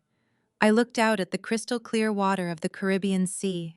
The bright tropical sun beat down on my shoulders, warming my skin. I did not feel a single drop of panic. I did not feel the urge to call my lawyer or frantically type out a defensive emotional comment begging people to believe my side of the story. I felt a cold, absolute, and terrifyingly calm sense of resolution. They wanted to play this game in public. They wanted to drag my professional reputation into the town's square and invite their entire social network to throw stones at me. They wanted to use my name to generate sympathy from their wealthy friends. They had completely forgotten the cardinal rule of starting a fire. You should never strike a match when you are standing in a house made entirely of dry paper. I reached back into my beach bag and pulled out my laptop. I opened the sleek silver device and connected to the high-speed resort network. I bypassed the social media platforms and went directly to the secure cloud storage drive connected to my home security system back in Atlanta. 2 weeks ago, when I was standing in their grand foyer, holding the $15,000 contract, I had not just been listening. My phone tucked into the pocket of my blazer was connected to my smart home application. When I realized what they were discussing in the living room, I had quietly pressed a button that activated the voice memo recording feature. The acoustics in their marble hallway were flawless. The microphone had picked up every single crystal-clear syllable of their arrogant, entitled scheming. I downloaded the audio file to my desktop. I then opened my corporate accounting software. I navigated to the billing records for the current month and generated a high-definition PDF copy of the massive $20,000 catering invoice I had originally drafted for the Addams Family Christmas Gala. The invoice explicitly detailed the imported Royal Beluga caviar, the Wagyu beef, the elite staffing costs, and the fleet logistics. Stamped across the center of the document, in bold red digital ink, was the word "canceled," accompanied by a $0 balance, indicating that it was originally structured as a fully comped gift. I saved both files to my desktop. I closed the accounting software and opened my social media management platform. Chloe had asked for an audience. She had begged her friends, her country club associates, and Liam's old money family to look closely at our dynamic. She had explicitly invited the public to judge my character. It was time to give the audience exactly what they asked for. It was time to pull back the curtain, drop the receipts, and end this war permanently. The flight to the Caribbean was an absolute masterclass in serenity. As my plane ascended through the thick winter clouds, leaving the freezing air of Atlanta far behind, I closed my eyes and allowed my mind to drift back to the city I had just escaped. While I was soaring thousands of feet in the air, surrounded by plush blankets and attentive flight attendants, my family was rapidly descending into their own personal layer of suburban hell. I did not need to be physically present in the state of Georgia to know exactly how their catastrophic morning was unfolding. The frantic voicemails I had received in the airport lounge had already painted a crystal-clear cinematic picture of their absolute ruin. The grand illusion they had spent months building was officially dead, and they were currently choking on the bitter ashes of their own arrogance. I could perfectly envision the humiliating retreat from the affluent hills of Buckhead. Calvin was undoubtedly white-knuckling the steering wheel of his least luxury sedan as he drove away from the locked iron gates of the massive estate. The $10,000 security deposit had proven to be an insurmountable fortress. They were forced to turn their vehicles around in a pathetic defeated procession and head back toward their own neighborhood in Alpharetta. The silence inside their cars must have been absolutely deafening. Chloe was likely staring out the passenger window in sheer terror, knowing that her carefully constructed identity as a wealthy society wife was completely unraveling right in front of her husband's eyes. Liam was undoubtedly fuming, demanding answers that none of them could afford to provide. When they finally pulled into the driveway of my parents' suburban home, the contrast must have been physically painful for them. They had spent weeks bragging to Liam and his elite family about sweeping dual staircases, crystal chandeliers, and a majestic holiday atmosphere. Instead, they were pulling up to a perfectly average house that had been completely neglected in their obsessive pursuit of the Buckhead mansion. There was no custom floral archway framing the front doors. There was no professional valet service waiting to park their expensive cars. There was just a cold concrete driveway and a house that had been completely abandoned in their rush to secure a fake life. The moment they stepped through the front door, the reality of their unpreparedness struck them like a physical blow. The house smelled of stale air and desperate anxiety, because they had fully intended to spend the entire holiday weekend at the rental property. Beatrice had done absolutely nothing to prepare her own home for guests. The baseboards were dusty. The mail was piled up on the entryway table. The formal living room was cramped and entirely devoid of any festive holiday ambiance. There was no roaring fire in a grand stone hearth. There was just a standard television set and a slight stain on the carpet that they had previously hidden under a decorative rug. The situation quickly escalated from a logistical failure into a full-blown domestic nightmare, without me securely locked in a basement to act as an unpaid invisible nanny. Chloe was suddenly forced to actually parent her own children. Her two toddlers, having been strapped into car seats for hours during the futile trip to Buckhead and back, were experiencing a monumental catastrophic meltdown. They were hungry, tired, and completely dysregulated. Chloe had no color-coded schedule and no dollar store toys to keep them entertained. I could easily imagine Chloe breaking down in the middle of the hallway. She had built her entire existence on being the flawless, effortless socialite who never broke a sweat. Now she was trapped in a noisy, unkempt house with screaming children pulling at her expensive tailored clothing. One of the toddlers invariably spilled a sticky fruit box across the entryway floor, leaving a bright red puddle on the hardwood. Chloe likely shrieked in horror as the juice splattered against her pristine designer shoes. She had absolutely no idea how to manage the chaos without my free labor to prop her up. The golden child was finally facing the unglamorous, messy reality of her own life, and she was completely cracking under the immense pressure. Liam was no longer the benevolent, wealthy savior making condescending jokes over brunch. The illusion of his in-laws' immense wealth had been completely shattered. He was pacing the living room, demanding to know why his incredibly snobbish old money parents were about to land in Atlanta, only to be brought to a dusty suburban house instead of a luxury mansion. Calvin was likely stammering through a pathetic web of lies, attempting to blame the property management company for a sudden administrative error. But Liam was a venture capitalist. He understood money, and he understood when someone did not have it. The humiliation radiating from Chloe and Calvin must have been absolutely palpable as Liam realized he had married into a family of broke, desperate opportunists. But the true heart of the disaster was unfolding in the kitchen. Beatrice was experiencing an absolute culinary terror. Because she had completely relied on my $15,000 premium catering contract to feed her guests, she had purchased absolutely zero groceries for a backup plan. There was no imported royal beluga caviar waiting to be served on toasted brioche. There were no Wagyu beef sliders or delicate winter vegetable tarts.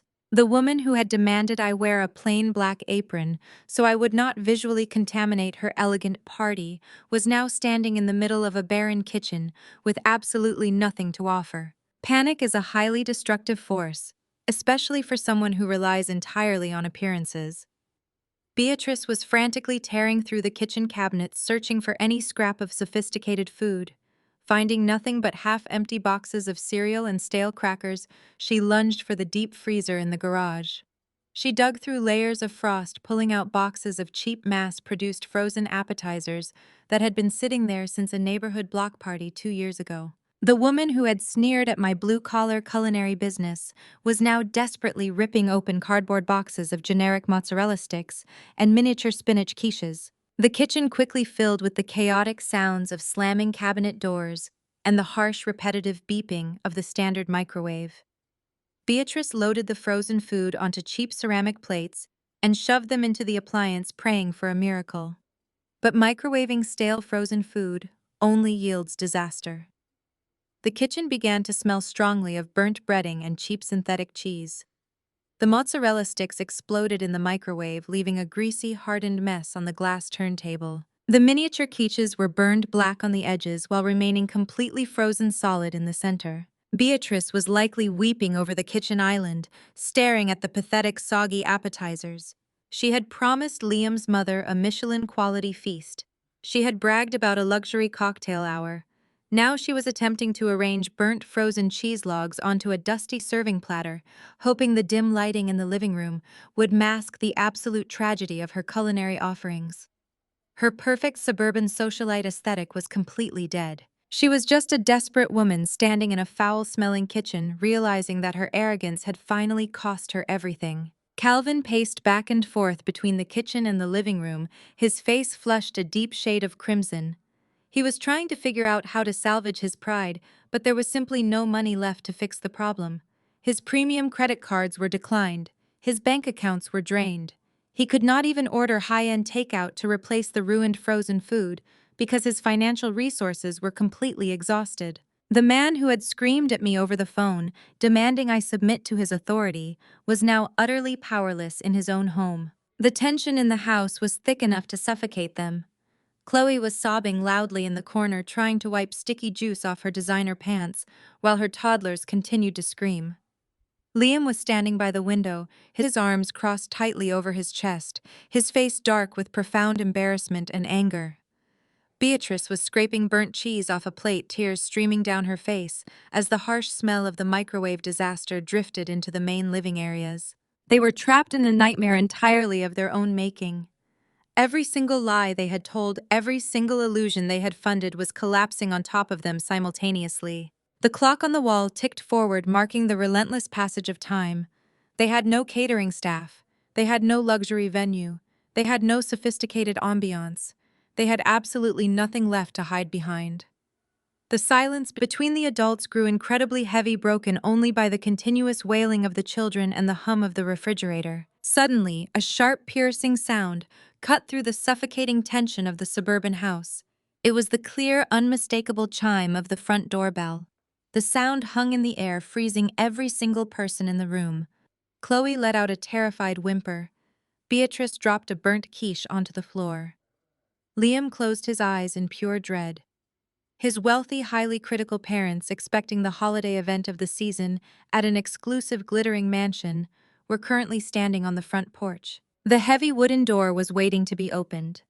The elite in-laws were about to step into a poorly lit, noisy suburban living room filled with screaming toddlers, frantic adults, and the unmistakable lingering scent of burnt frozen cheese. The absolute disaster of a party they were promised would be the event of the season had officially begun. The warm Caribbean breeze swept across my private balcony, carrying the scent of salt and blooming hibiscus. But my attention was entirely captivated by the glowing screen in my hands. I sat back in the plush outdoor lounge chair and watched the digital detonation unfold with terrifying speed. Within 60 seconds of my post going live, the engagement metrics began to climb at a dizzying rate. Tagging Liam's family and the most prominent members of the Atlanta social scene had provided the initial spark, but the raw, undeniable proof I uploaded was the gasoline. People naturally gravitate toward a holiday scandal, but they absolutely devour a receipt-backed public takedown of a local hypocrite. The audio recording captured by my smart home application began playing on an endless loop across hundreds of screens throughout the city. The crisp, clear voices of my mother and sister callously plotting to lock me in a basement, like an unpaid invisible servant, echoed through the pristine living rooms of their country club peers. Then came the high-definition image of my $20,000 canceled catering invoice. That single document shattered any lingering doubts about my professional success and my financial standing. It explicitly detailed the imported royal beluga caviar, the premium wagyu beef, the elite staffing costs, and the massive scale of my culinary empire. I was not a struggling blue-collar cook desperately needing a shift manager position at a fast food chain. I was the financial backbone they had tried to break. I was the silent bankroll funding the very illusion they used to elevate themselves above me. I could perfectly envision the scene unfolding in that cramped, dimly lit suburban living room back in Georgia. Liam's parents represented the absolute pinnacle of white old money venture capital wealth. They operated in a world where discretion, loyalty, and treating staff with basic human decency were considered the bare minimum requirements for social acceptance. They had arrived at my parents' house expecting a luxury Buckhead mansion, a string quartet, and a Michelin-quality feast. Instead, they were met with the smell of burnt frozen cheese, the deafening screams of dysregulated toddlers, and the frantic, sweaty panic of my parents. But seeing my viral post was the fatal blow to my family's entire charade. Liam's mother, sitting uncomfortably on my parents' outdated floral sofa, surely opened her phone as the rapid-fire notifications rolled in. The realization must have hit her with staggering physical force.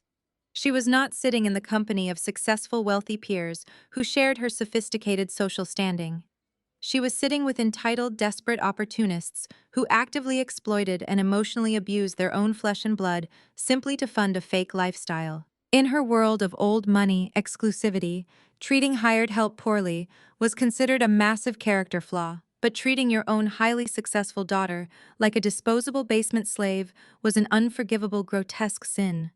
The absolute sheer vulgarity of my family's behavior was a direct offense to everything her family stood for. The disgust from Liam and his parents was undoubtedly swift and absolute. Liam, deeply mortified that he had married into a family of broke, manipulative grifters, would not stay to play happy families around a platter of microwaved spinach quiches. He had completely believed the carefully curated narrative Chloe sold him. He believed her family was sophisticated and graceful.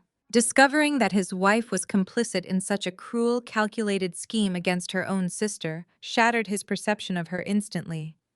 I knew his type perfectly. He would immediately distance himself from the toxic fallout to protect his own pristine reputation and his family's valuable name. I could picture Liam standing up in the middle of that chaotic living room, his face tight with profound revulsion. He would silently gather his parents' luxury wool coats, refusing to even look at Chloe as she wept hysterically in the hallway. He would usher his wealthy parents out the front door, leaving my sister standing in her stained cashmere sweater amid the smoking ruins of her social climbing dreams. Chloe had built her entire identity, her entire sense of self-worth on being Liam's perfect society wife. Now her husband was driving away into the freezing night, deeply repulsed by the ugly truth she had tried so desperately to hide. The devastation did not stop at their front door. The Atlanta suburban social network is incredibly tight-knit and absolutely ruthless when it comes to public scandal. Beatrice and Calvin had spent years clawing their way to the top of the country club hierarchy, buying expensive drinks they could not afford, and boasting endlessly about their affluent connections. Now their carefully curated reputation was completely and utterly annihilated. The same women who had left sympathetic, validating comments on Chloe's fake, tearful video just an hour ago were now rapidly deleting their words. My mother's country club friends, women who thrived on exclusivity and gossip, immediately turned a blind eye to her. Beatrice would soon walk into the clubhouse and find empty tables. She would be quietly removed from charity planning committees and permanently excluded from holiday luncheons. Calvin would find his business associates suddenly unavailable for golf or networking dinners. They had become immediate social pariahs in the very circles they had sacrificed my mental health to impress. They had traded their relationship with their eldest daughter for a seat at a table that was now permanently revoking their invitation. As the reality of their complete social and marital destruction set in, my phone began to ring. The notifications cascaded down my screen in a relentless, panicked stream. They were no longer sending arrogant demands for basement cleaning supplies or expecting me to source imported luxury ingredients. They were sending desperate, unhinged pleas for mercy. My father texted first.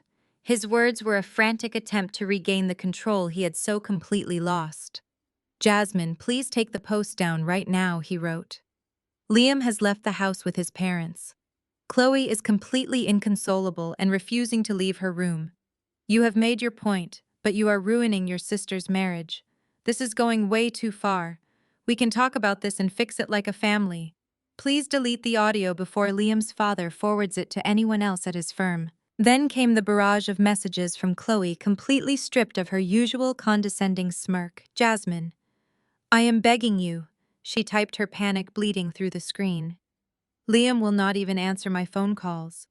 His mother is totally humiliated that her friends in Boston are sending her the audio recording of our conversation. Please, I will do anything. I am so sorry about the basement comment. It was just a stupid joke. We never actually meant to lock you down there. Please tell everyone on your business page it was a misunderstanding. My entire life is falling apart and Liam says he is calling his lawyer in the morning." Finally, Beatrice called. When I refused to answer, she left a frantic, hyperventilating voicemail. "Jasmine, how could you do this to your own blood?" she wailed into the receiver, her voice cracking with genuine terror. "We are the absolute laughingstock of the entire neighborhood. My phone is blowing up with people from the club asking about your catering invoice and the Buckhead rental. You have to post a public retraction. You have to tell them we paid you for the food and that the audio was taken out of context. Please, Jasmine, they are going to revoke our country club membership over this scandal. You are destroying everything we worked so hard to build." I sat back on my private balcony, listening to the gentle, rhythmic crash of the ocean waves against the pristine shoreline. I read through their frantic messages. I listened to my mother's sobbing voicemail. I analyzed their words with the calm, detached precision of someone observing strangers through a glass wall. There was not a single genuine apology among them. They were not sorry for treating me like a disposable servant. They were not sorry for planning to hide me away so my presence would not ruin their wealthy aesthetic. They were not sorry for emotionally abusing me, dismissing my accomplishments, or exploiting my hard work. They were only sorry that they had been caught.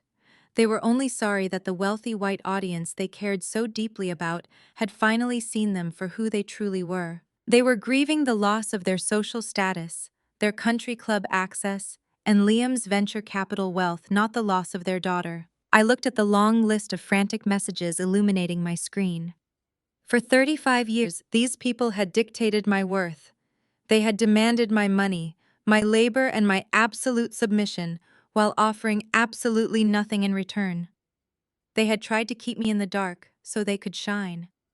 They wanted me to be the invisible foundation holding up their elaborate, fragile mansion of lies. I took a slow sip of my tropical drink, tasting the sweet local fruit and the sharp, warm rum. I smiled, feeling a profound, unshakable peace settle deep into my bones. The war was officially over, and I had won simply by refusing to play their game anymore. I did not need to negotiate with my abusers. I did not need to offer them a lifeline while they were drowning in a sea of their own consequences. With calm, deliberate precision, I tapped my screen and opened my father's contact profile. I scrolled to the bottom and firmly pressed block caller. Then I opened my mother's contact profile, ignoring a fresh text message pleading for a retraction, and blocked her number.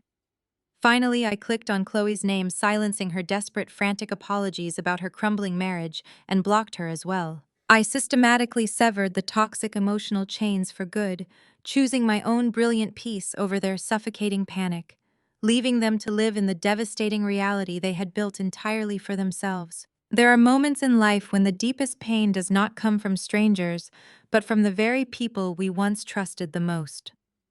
Jasmine's story is not only about family betrayal, it is about discovering self-worth, setting boundaries, and finally understanding that kindness should never require sacrificing your dignity. For years, Jasmine tried to prove that she was worthy of love and respect.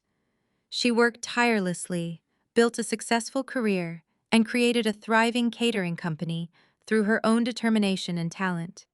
She became an executive chef with a reputation for excellence, serving important clients and creating unforgettable experiences. Yet instead of celebrating her achievements, her own family continued to judge her based on outdated beliefs.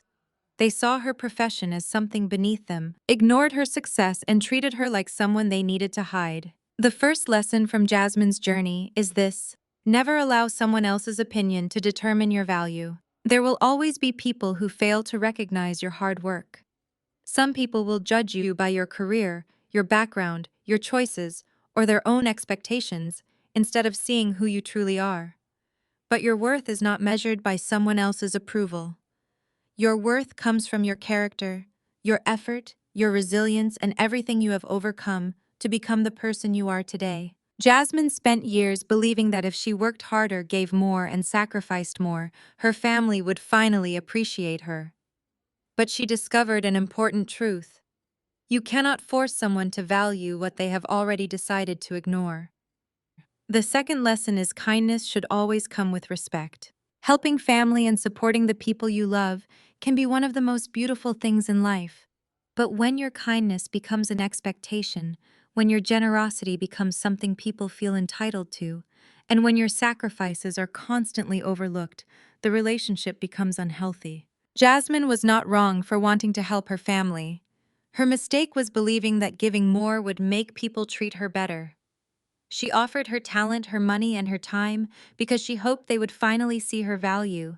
Instead, they only saw what they could take from her. Sometimes the strongest thing you can do is not fight. Sometimes the strongest thing you can do is step away. Jasmine did not destroy her family's plans out of cruelty.